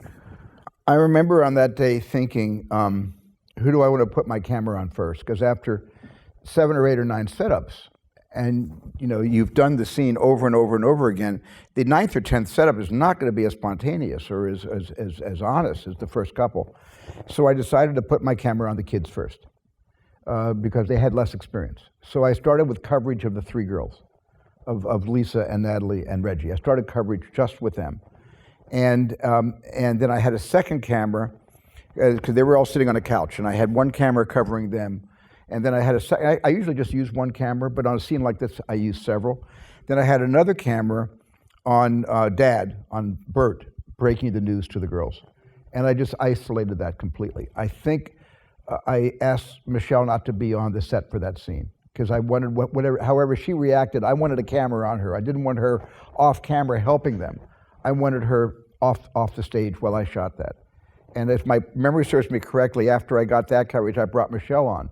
So her experience in reacting to Paul breaking the news, and her being part of that news, because they had obviously discussed this earlier and decided how they were going to do this. I got a chance to have a camera just on a close-up of Michelle. And I had a second camera I reached with, like, at the 75, then I had a 35 just off to the right, getting a shot with Sammy sitting on the stairs and Michelle sitting in the foreground. And I kind of broke it up that way, and I didn't want to have them do it all day, because that would have been a horrible thing for any director to do to any cast. So I think we shot the scene in the morning, and I think we finished by lunch. I think I had to. Similar, again, because you don't rehearse, but then here comes this moment. Judd Hirsch's scene, which I found personally so moving. I don't have a Boris, I got my own. But there's this moment when he grabs a hold of the kid and does this. Right. What did you tell the actors? I basically just went to Judd and I said, you have to do a Jewish pinch. A Jewish pinch is filled with love, meaning, and pain. Judd knew exactly what I was asking for, but I didn't tell Gabe it was going to be a Jewish pinch.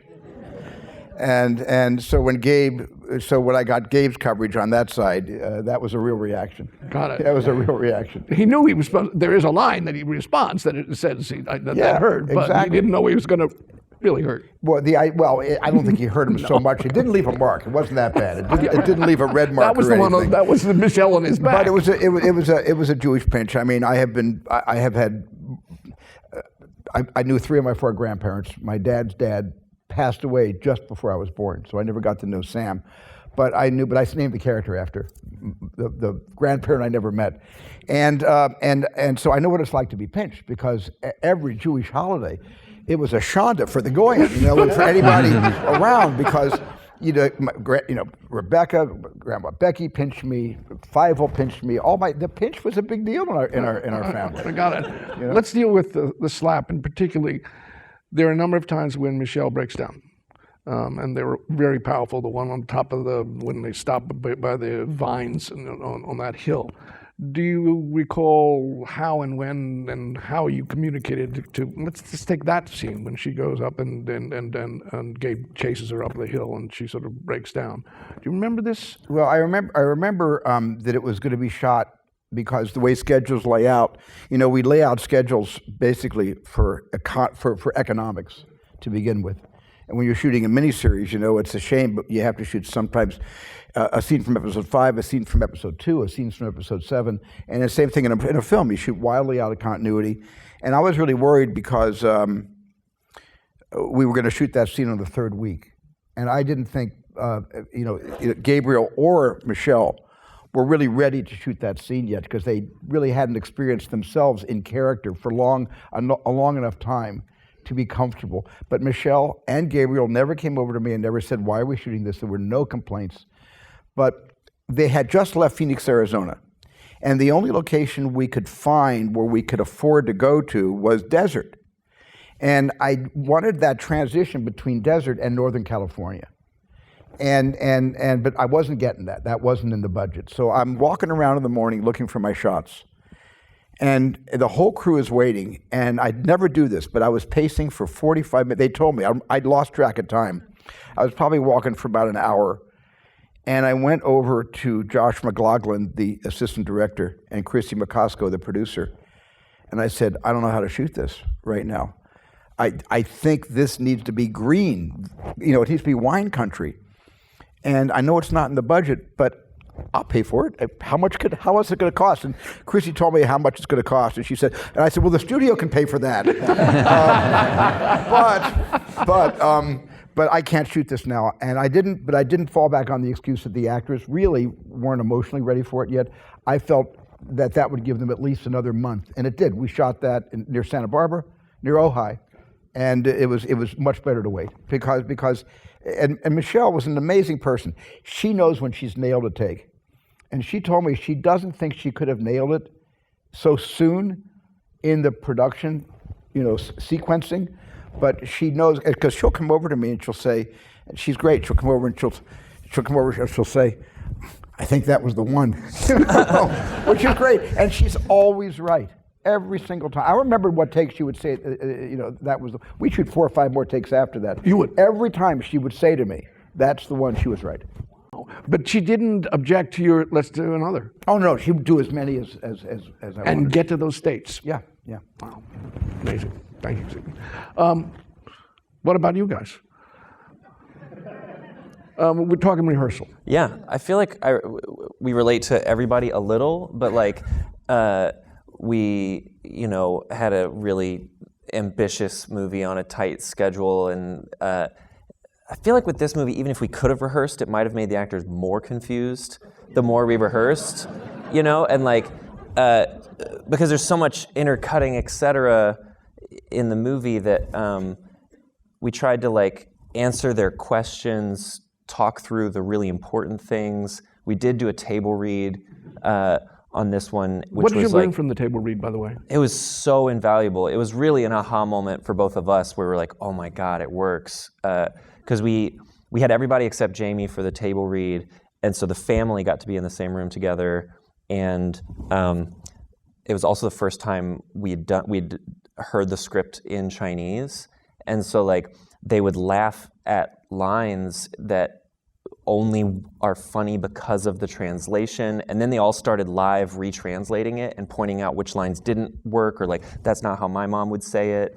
But it really like that was like the day that it came alive. Now, did you mix languages here? Was it Cantonese and Mandarin? Yeah, that was always the intention. That's how my family was. My father's from Hong Kong, my mother's from Taiwan, and so it was every time we visited the grandparents, it was chaos. And I don't understand Cantonese at all. I can understand Mandarin enough to like survive. Like I know how to say where's the bathroom and I'm hungry, but like, but Cantonese especially is just like a blank stare from me. And so, when I visit my family, my mother would have to translate for me to speak to my grandparents sometimes, and it felt really important for a movie about the multiverse, about a family existing in different worlds from the very beginning to kind of put that into the story. And so luckily we had Kwan's wife is this wonderful woman named Echo, who used to work for Wong Kar-wai actually back in Hong Kong.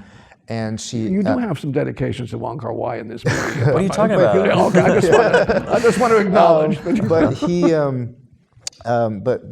Echo followed Key here to the States, and she's never worked in film since. And so she's been here for many years and never got a chance to get work here. And so we didn't realize this when we said, "You're incredible. You should come, translate for us." And she was he was like, "Can my wife come to the table read?" And we're like, "I don't know, like, is she gonna, interrupt, Right. But she actually ended up live retranslating it because she's fluent in all three. Yeah, she was amazing. And very, very much understands filmmaking. When you were directing then a scene that had, because there's a number of scenes where they're just speaking Cantonese, at least a couple times, how did you both respond, look at each other? Was that a good take? I don't know. What? How did you deal with it? I mean, I had to trust, my Chinese-speaking collaborators, but especially the cast, and we really tried to empower them to be like, stop us if this feels wrong. And it was like I would watch Echo at the monitor because like James Hong would improvise a lot, and she would just die laughing, and she'd have like tears in her eyes, and I'd be like, uh-oh, what did James Hong say? And he'd be like slipping in dirty jokes and stuff. He's a real ham. Yeah. He's having too much fun. Like the scene at the end where Waymond and Evelyn kiss by the bathroom, right. He's right there in the wheelchair, and I guess he ad-libbed like, I need to take a shit, like right as they're kissing. He's very upset that we cut that out of the edit. He tells us. But looking at Stephanie's moment that we just saw, which is, it's quite amazing because the transitions, 3 characters, she's Joy, she's then Jobu, but there's the moment when she sings, the bagel line, and I'm looking at her, at that moment she breaks. Do you guys remember, because you didn't have rehearsal time, maybe in the read-through she did or didn't, but do you remember shooting that very scene and how you got her or how she got to that moment? I mean, I will say, when you don't have time to rehearse, you use the auditions almost as a rehearsal. It's like, oh, this is our first rehearsal. Let's see if this is going to work. And with that one, since we had already worked with Stephanie before, we sort of had a shorthand. And so I think rehearsing is kind of like building a glossary between you and your actors, like a bunch of definitions and a bunch of phrases that on the day you can refer back to and they know exactly what you're talking about.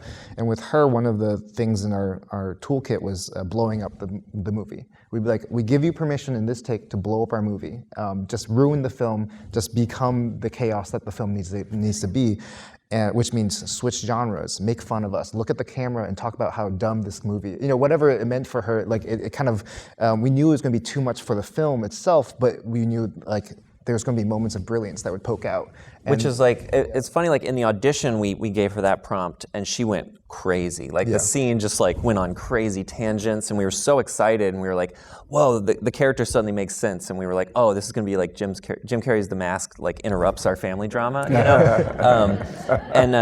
and then on the day, once we're there with Michelle, it was so much harder, understandably, for Steph Shue to blow it up. There's so many more people's jobs at stake. And so we really leaned on that audition, and we'd return to it and be like, remember when you did this? Like, let's go back there. So the first time she sang "Sucked Into a Bagel" was in the audition, and it was sort of like a whim. I think during the tape, I just prompted her. She said the line. It was scripted, "Sucked Into a Bagel," and I was like, sing it. And she's an incredible singer, and she just sang it in the audition, and we all got chills, and we were like, I think that's going to be in the movie. It's weird but beautiful. Yeah. And I think a lot of early on, when we did our first movie with Paul Dano and Daniel Radcliffe, we learned so much about the rehearsal process because those two actors have completely different processes. Explain. Radcliffe he's like a little machine. He wants to tweak every little thing and make it perfect. And so every time you rehearse with him, he does like he goes 100% with the performance, and he never gets tired. He just keeps doing it over and over again, exactly the same. He loves it if we say like, sit here, look here, say it this way. Like, really? Yeah, and he can nail it and tweak it, whereas like Paul is so intelligent, has a filmmaker brain, really doesn't like to be like prescriptively directed, at least not at first. And then during rehearsals, he will just read through it, like just to help Radcliffe. He would just read through it completely monotone.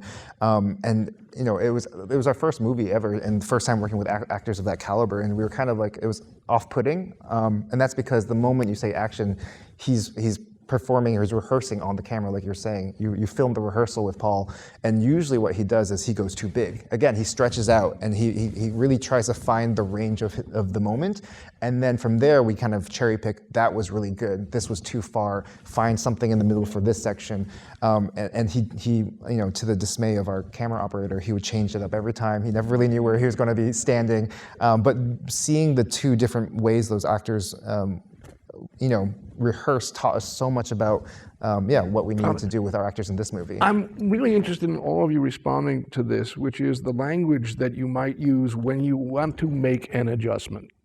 All right, here's the actor that's just done something for you at this moment, and you want to change it.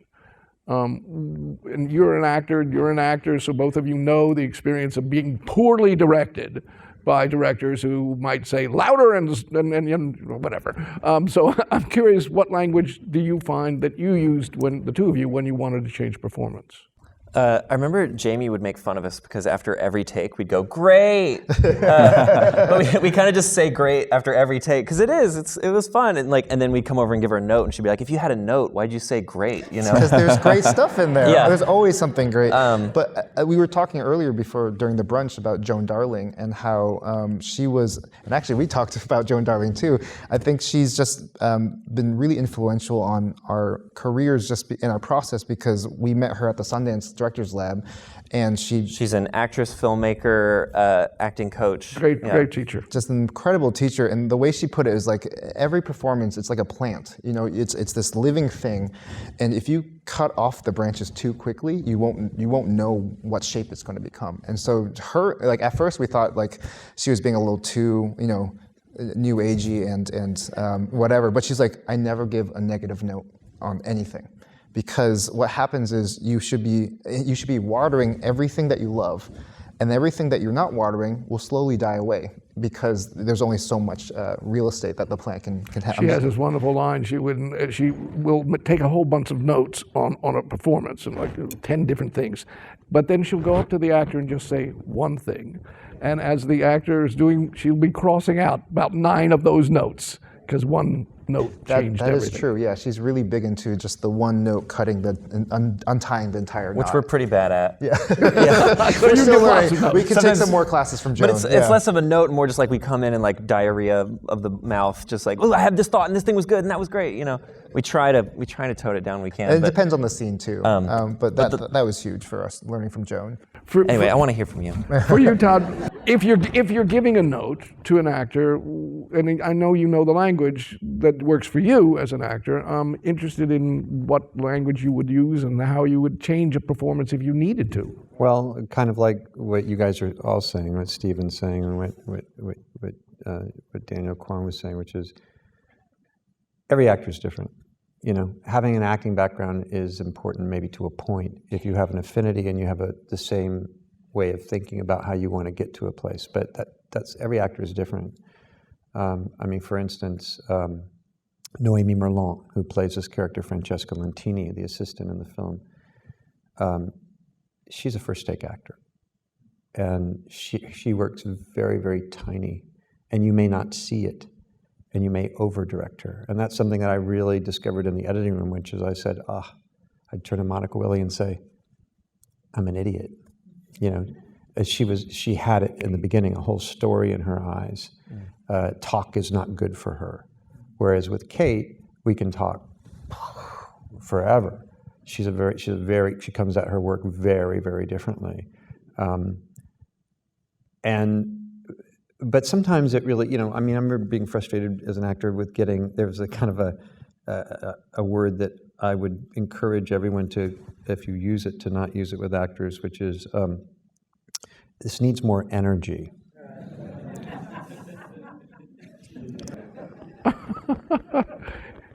I mean, sometimes it really is, especially when you work with classically trained actors, a lot of times they just say, hey, look, louder, slower, faster, funnier, you know? Sometimes that's a very practical thing for an actor who has a particular kind of training.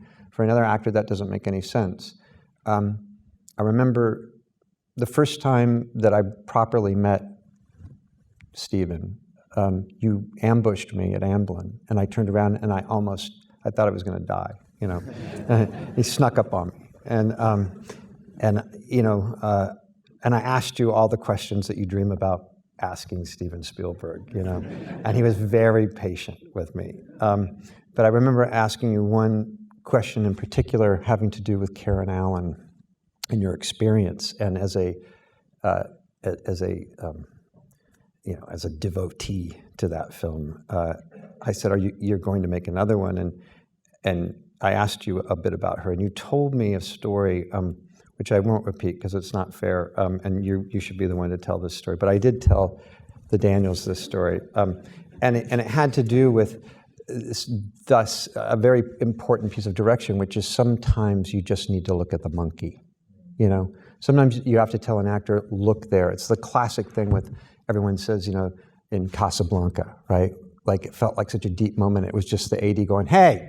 You know, and they look up, and you get it. You know, I mean, film is plastic. It's not always deep and, you know, layered. And sometimes a banana is just a banana. You know, so. But I've noticed also that you made some comments about the remarkable sort of 10-minute scene of her at Juilliard. And I heard you use language about the various, in fact, it was the kind of active verb language of what she's doing with Max at that particular moment. And I'm wondering whether you know that and as part of your capacity and then might say these things to Kate, or she got it and you're back and letting her discover it herself. Well, we talked about that scene, you know, for a very long time. It was the first scene that I wrote, and then I continued to rewrite it all the way through the script stage. At the end of every writing day, I would go back to it and go over it. And I think there were some things that were worth talking about that might not necessarily be apparent to the uninitiated, certainly not if you hadn't yet done a deep dive into sort of this milieu, one of which is, there's a lot going on there. There's generations yelling at each other. There's a sense of transparency for the student, whether you abide by their opinion or not, they're being very honest about how they feel, and she isn't, right? So what's she hiding? That was really important, because she draws blood first. And how does she do it?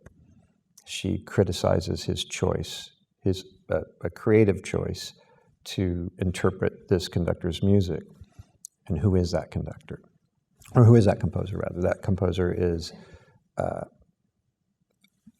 heralded, sung, legitimate, and by this character's own account, a woman and super hot, right? So she's competitive, like we're all competitive. Everyone on the stage is competitive, and it doesn't sit well with her because she's having this sort of crisis. She's trying to write a piece of music that we find out in the very next scene when she talks about Charles Ives. She's in the Juilliard scene, she's completely torpedoing the idea of the atonal, and yet that's what she's trying to do herself unsuccessfully. So that's as much as what that scene is about as anything from that character's point of view, and that was the important thing for her, It's an interesting question about that idea that we all have secrets. I mean, every human being does. And sometimes, and I've heard other directors talk about this, and acting teachers actually talk about, let's find out what her secret is. It's not in the script, it's not in the story. And it sounds like, to some degree, that was the discovery for both of you, what her secret is. Yes, it was important to make decisions about what really happened, and to debate what might have occurred, and this character's interpretation of what might have occurred based on convenience, based on half-truths, based on all of those things. But we had to make decisions together about what that was. But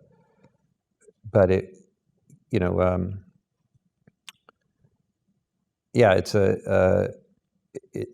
a thorny situation,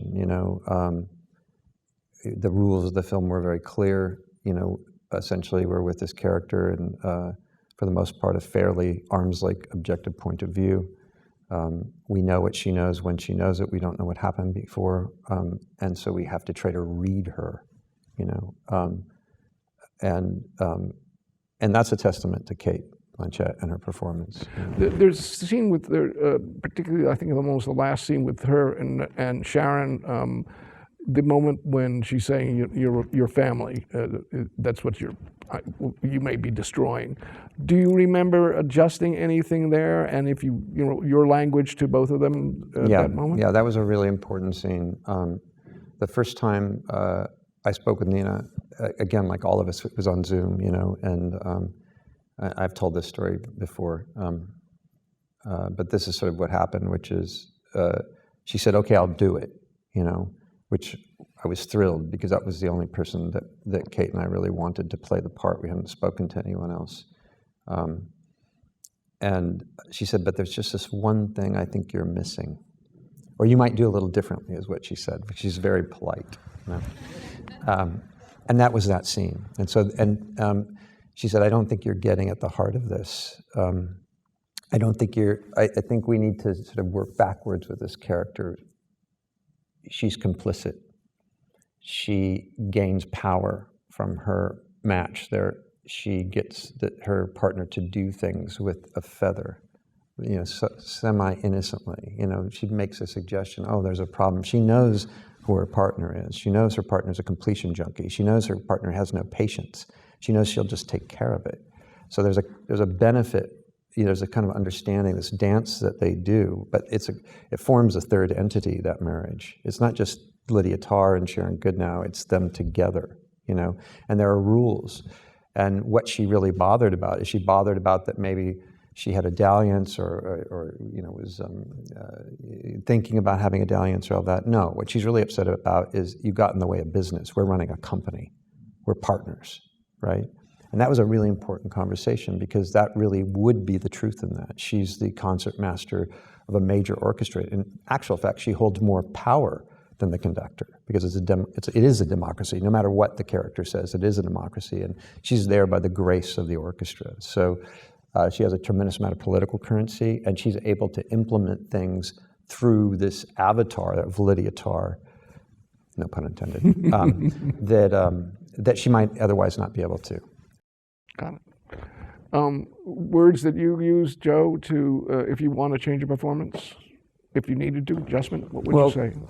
What was suggested to me when I first moved to Los Angeles was to take an acting class, which I would suggest anyone who wants to direct, you should do it, just because it's good to have some empathy for actors. I didn't enjoy it, but now I know what it's like to be on the other side. So, and I learned enough to know, to never give a line reading. But what I will talk about is, either the idea or what I want to feel. And one situation we haven't talked about, which is when you work with Jeff Bridges, which I was very lucky to do my first film with. Sometimes the best thing to do is don't give a note because every take's going to be different and more interesting and more brilliant as he starts to kind of explore. So he's one of the few actors I've worked with where like take 14 is where the real magic happens. So, sometimes it's best to do nothing but just give him another shot at it. For you? I'm not great at sort of giving a note that will unlock something. I'm pretty stupid about that kind of stuff. But I think the rehearsal process usually puts you in good stead to know what the scenes are about. So it can be something as simple as if you don't feel the darkness on a line or the sadness on a line, you'll talk to the actor about that and suggest that it's not quite there. But I'm not really. I can't paint a picture really to lead them to that way. But most of the actors on this, the simplest version of that is what they like anyway. And if they say, if you need an angrier one, they're good with it, I find. So sometimes they're going to ask you what you want. Yeah, it's always a two-way sort of debate, not even a debate, a discussion to find it. Let's talk about stress. Stress? Yes, let's talk about stress. No director feels stress. I'm stressing about having to pee right now, but... Me too. You too? You want to go together? Should we go? You both can get up. I don't know but how do you all deal with stress? I pee mostly when I'm stressed. I believe Todd does too. I find working with actors is the least stressful part of the whole thing for me. I find it's the cameras and the stuff that I feel uncomfortable with is the stressy bits. But when I'm there with the actors, all the other stresses go away. Funny enough. So if the day is not working, if the light's going down, where are you in handling the stress of the day? I think I've been lucky enough. I've surrounded myself with, again, like first AD and DP are people I've worked with 3 times before. So I think I was really stressed throughout the second film I made. Ever since then, working with those guys, the stress is kind of each film it's gone away. I think it's working with the best friends you can is really helpful. Similarly with the actors for this, is like just a repertory company of friends. And was there a day, as you look at it, that say, this day I remember as one of the toughest days? On this one, weirdly, I can't remember a single day that was tough, stressy. I don't know if it's because there was less camera moves on this, or because of the rehearsal process. In fact, the rehearsal process was probably the most stressy part of it. If you feel like you're not getting there or someone's not on the right page. So that can be tricky, and finding out how to solve that can be tricky. So yeah, that was the toughest part of that. But I think I don't make films very often to avoid stress, probably. so each time I come to one, I don't have the baggage of that so much. Gotcha. Joe, for you, what do you do when it's stress? And this movie must have been filled with it. Yeah, I mean, I think I'm stressed about things that I can control, so it's like my own preparation is the kind of stuff I stress about. When it's something you can't control, it's a waste of energy. Like for instance, it may not seem that way, but the sailing sequence in our film was the hardest one to shoot because that was the third time I shot it. The first 2 times we had no wind. And then you had enormous wind. Yeah, well, we shot in 3 different places. The first time we tried off the coast of San Pedro, no wind. Second time off the coast of San Diego, nothing. By the way, what do you do when those moments are happening? Are you waiting? Or do you say, I'm what are your actors doing? trying to look for inserts, like cranks. I was trying to pitch everything, and Tom would just go, boring. He'd start snoring, And then at some point, after a couple hours of sitting on a boat with him and Jennifer and nothing happening, we gave up. So that's always disappointing. But we ended up moving the entire scene up to San Francisco. So we shot that all in the San Francisco Bay where it's howling almost every day. And so that was when the wind did blow, it really blew, and it was I was amazing. really concerned they were going to go overboard. I mean, that is a big wind. Where were you with that? Are they sailors? Does she know how to, or was there somebody else on board to help? Movie magic. She was at the helm with Tom, and when Tom's stumbling over the deck, that's all real. But we had an America's Cup team inside the hull, ready to jump out at a moment's notice. And then there was a time where Tom took the wheel for a little bit and ripped the spinnaker off the front of the boat very quickly, which was pretty cool. But yeah, that was one of the most, that was probably the most insane sequence to shoot in the movie. And when you get into that space, how do you deal with your own stress? I think it's important to get sleep when you're shooting. I'm going to quote Todd, sleep is impossible. I think that's one of your lines. Keep going. I think the mistake that maybe a lot of first-time directors make is they feel like, you got to work as hard as you can, and trying hard means working 18-hour days or 20-hour days and trying to operate on 4 hours of sleep. I think after a week or 2, you're just going to burn yourself out. So you have to kind of abide by you have to hold yourself to a very strict schedule, and make sure that you stick to it for yourself, because, the movie's kind of coming out of here. And if that's not all working correctly, or you're tired, the whole thing can fall apart. So I kind of live almost like a monk-like life when I'm making a movie. I'm often, by myself and lead a very boring life, because it's all about the movie while you're making it. So the family gets, to quote your movie, are we tearing it apart during the time of shoot? Yeah, that's the really hard part, when I have 3 little kids. So it's better, I find, to maybe not bring them all along for the circus and have them have their own life. And then you just got to figure out a way to get back home and spend that time where, when you're with a director and he's working on a movie, I don't think it's very hard to be able to really give yourself over and be, if you have to be a dad, it's hard to be 100% dad, because you've always got the movie in the back of your head. Boy, am I watching nods on this at this moment? Go on. So I think that's what I'm sure we all struggle with, is figuring out what's the best way to make it all work. How can you, when you're with your family, you be 100% there for them, and when you're on the movie, give the movie 100%. So I found that kind of splitting those two things up in a smart way works best for me.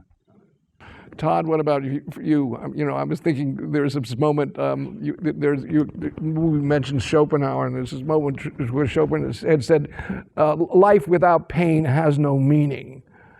I don't necessarily agree with it, but how do you handle stress? It depends on who you talk to, I guess.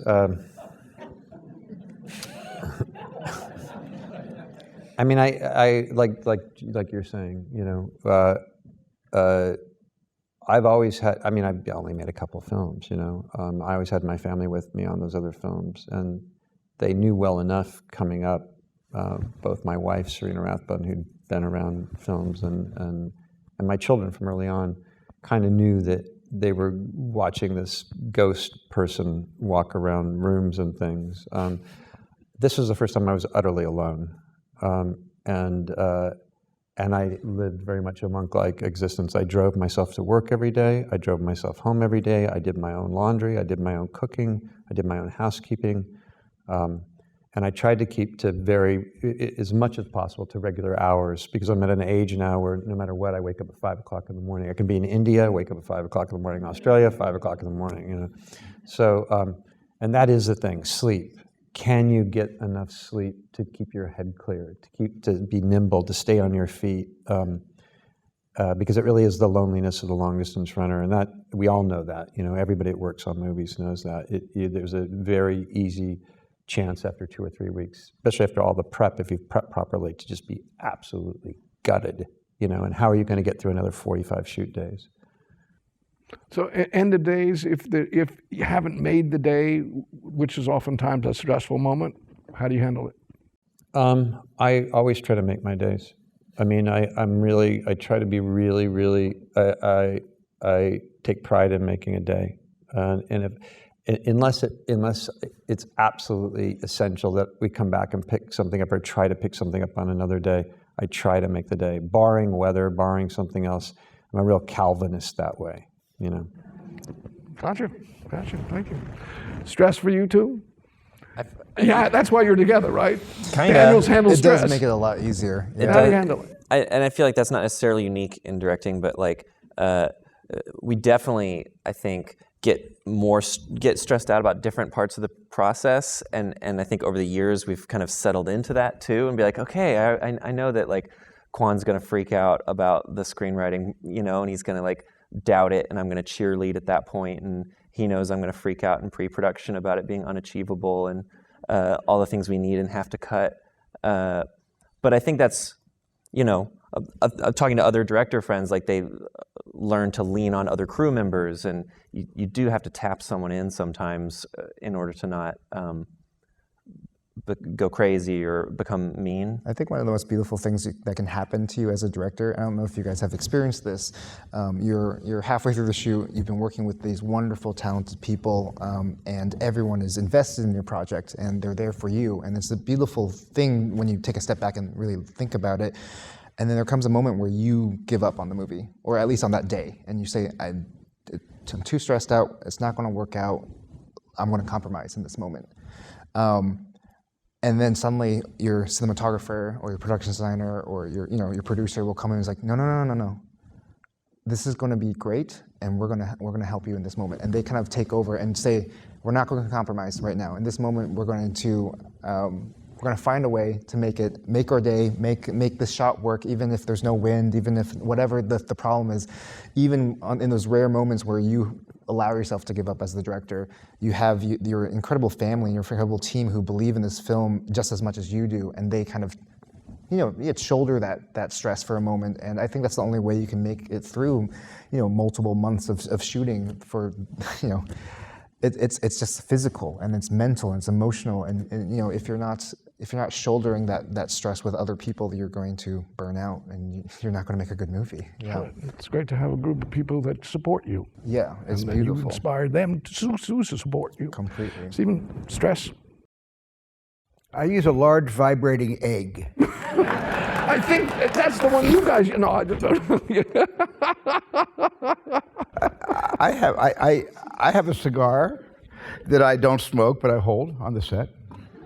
And then with all the B-roll we take and all the stills we take, they have to digitally remove the cigar. So if you see me in a shot where I'm directing, this is why the finger's like this when I'm talking. There used to be a cigar in there, and they digitally took it out. I love it.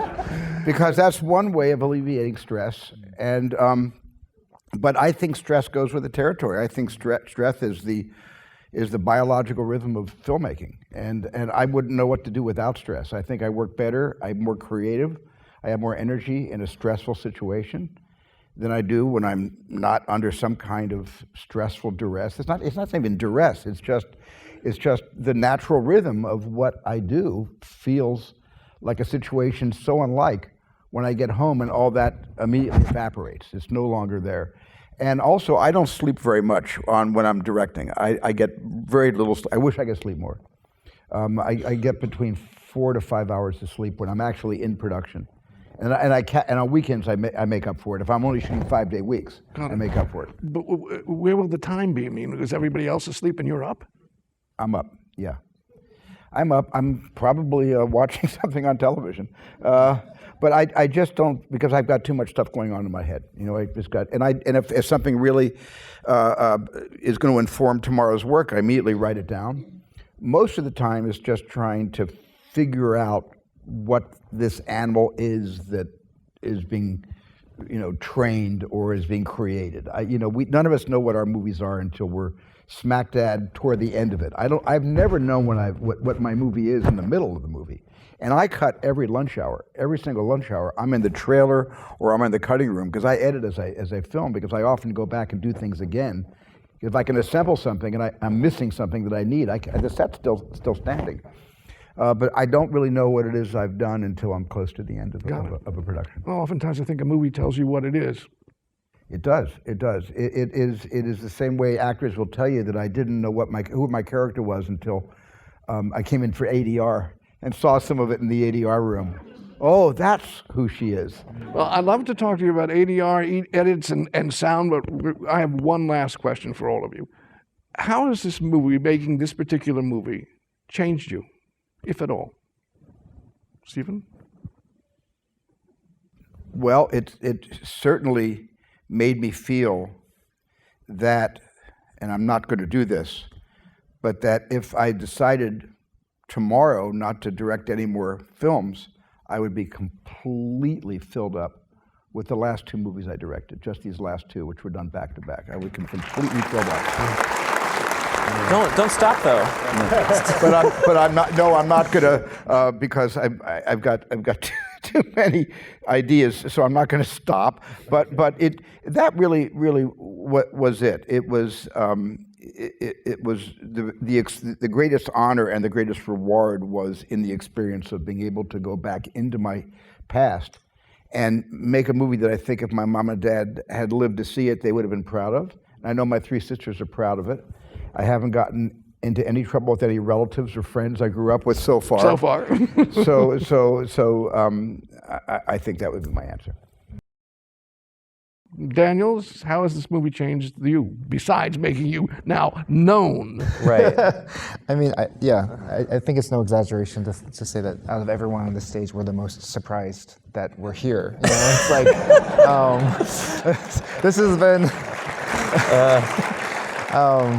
honestly, the best film school. This has been fun. I've just been learning. This is great. Yeah. But I started this movie and I was not married. I didn't have a house. I didn't have a kid. And now all those things are different. You know, this movie has changed with me and changed because of me and changed me as well. And I think that I don't know. I'm still processing it, honestly. The one thing I did realize last year was I had to. I was feeling really low. The movie had come out. It was really this big success, and you can't ride that for too long before you crash, right? I think you guys all have had successful films, so you probably understand this. But in the moment where I was in this very low place, where I was like, I don't know if I want to do this anymore. This is really taking a toll on me. I realized it was because I hadn't had a chance to mourn my past life, if that makes sense. The life I was before I made this movie. Not even talking about the release, just like before I made the movie itself, I could tell that there's something wrong. I was living my life as if I was still living in that past life, and I had to say goodbye to it, say goodbye to the kind of person I was, the kind of creator I was, the kind of husband I was. And so something fundamentally changed. I still don't know exactly what, but I'm just really grateful for this opportunity to, the fact that we get to make anything at all is such a dream, and we treat every movie as if it could be our last. And I think because of that, we put everything into this film, just in case it was our last. You never know with this industry when they'll throw you away. But hopefully this next one, we've bought ourselves a little bit of grace, and I won't have to be so fatalistic about everything from now on. Daniel, how has this movie changed you? Not at all. What's wrong with this guy? in tectonic ways, in ways that we're still processing. Like after Picture Lock, I feel like I've been reenacting the movie in my personal life in confusing and weird ways. We're like, oh, weird. Was it like a prophecy? You know, it's really been wild but therapeutic. You know, we made a movie about kindness, and so now I like have to not be an asshole. Like, or, you know, like it's like I force myself to change in that way. But yeah, this is all like also just learning, like just the fact that we get to be a part of this whole process of unearthing our movie and other people's movies is changing me as an artist. You know, in ways that like I'm going to be different. You know, yeah. Forever. Forever. Thank you. Todd, for you, how has this movie changed you, if? That's a very good question, and we don't have enough time for me to really unpack that for you, nor should I, without getting too confessional. I think when you've been involved with the making of motion pictures for any length of time, like many of us have, I think the main thing is what you take away are the people you collaborated with.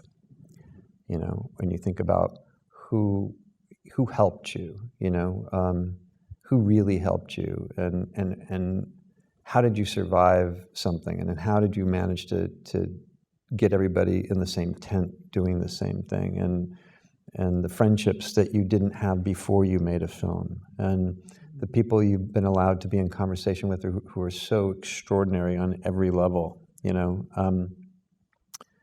and then you mourn that because you miss that fellowship and you're not going to have that thing again. And that's maybe not what I learned on this film. It's what I've learned on every film, which is what it's always hard when you see like a child, or you know, the first time someone does a play and the show's over and they don't know what to do anymore, you know. And that sort of chasm when you finish something, and like you're talking about, you know, they just like what's it going to be like now? You've been working on this thing for a couple of years. We're out talking about these things we've made for a couple of years, and we have to get on with it, you know. And I forgot that feeling because it's been a very long time since I made a film. So. Thank you, Todd. Joe, for you, what would you say? How this film changed you? Yeah, a lot of things come to mind. I mean, going off the stress question, one thing that Tom says often, and I really think is true, is pressure is a privilege. So feeling the pressure and learning to embrace it and use it is I think, an important lesson. The other thing with this movie is the best experience for me on this movie is people on the street coming up to me and telling me their story of coming back to the movie theaters to see this movie and bringing their...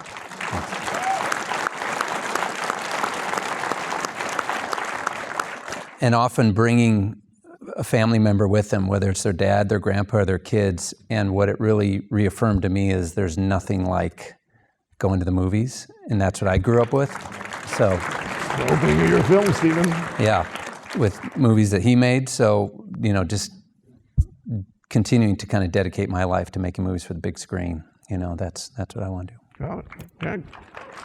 And Martin, how has this movie changed you? I think I've just learned to trust the people around me much more during the making of it. Not to be such a control freak, I think. To cut out, just artistically, to cut out a lot of the dialogue and leave it to the actors' eyes a little bit, you know. I've definitely learned that I need to pee twice before coming on stage. So I had that last time too, and it's just... Well, here's the simple thing. All 6 of you have changed all of our lives because of the incredible creativity you have and the mastery of our form, and we are very grateful that you shared this time with us. Thank you. Thank you.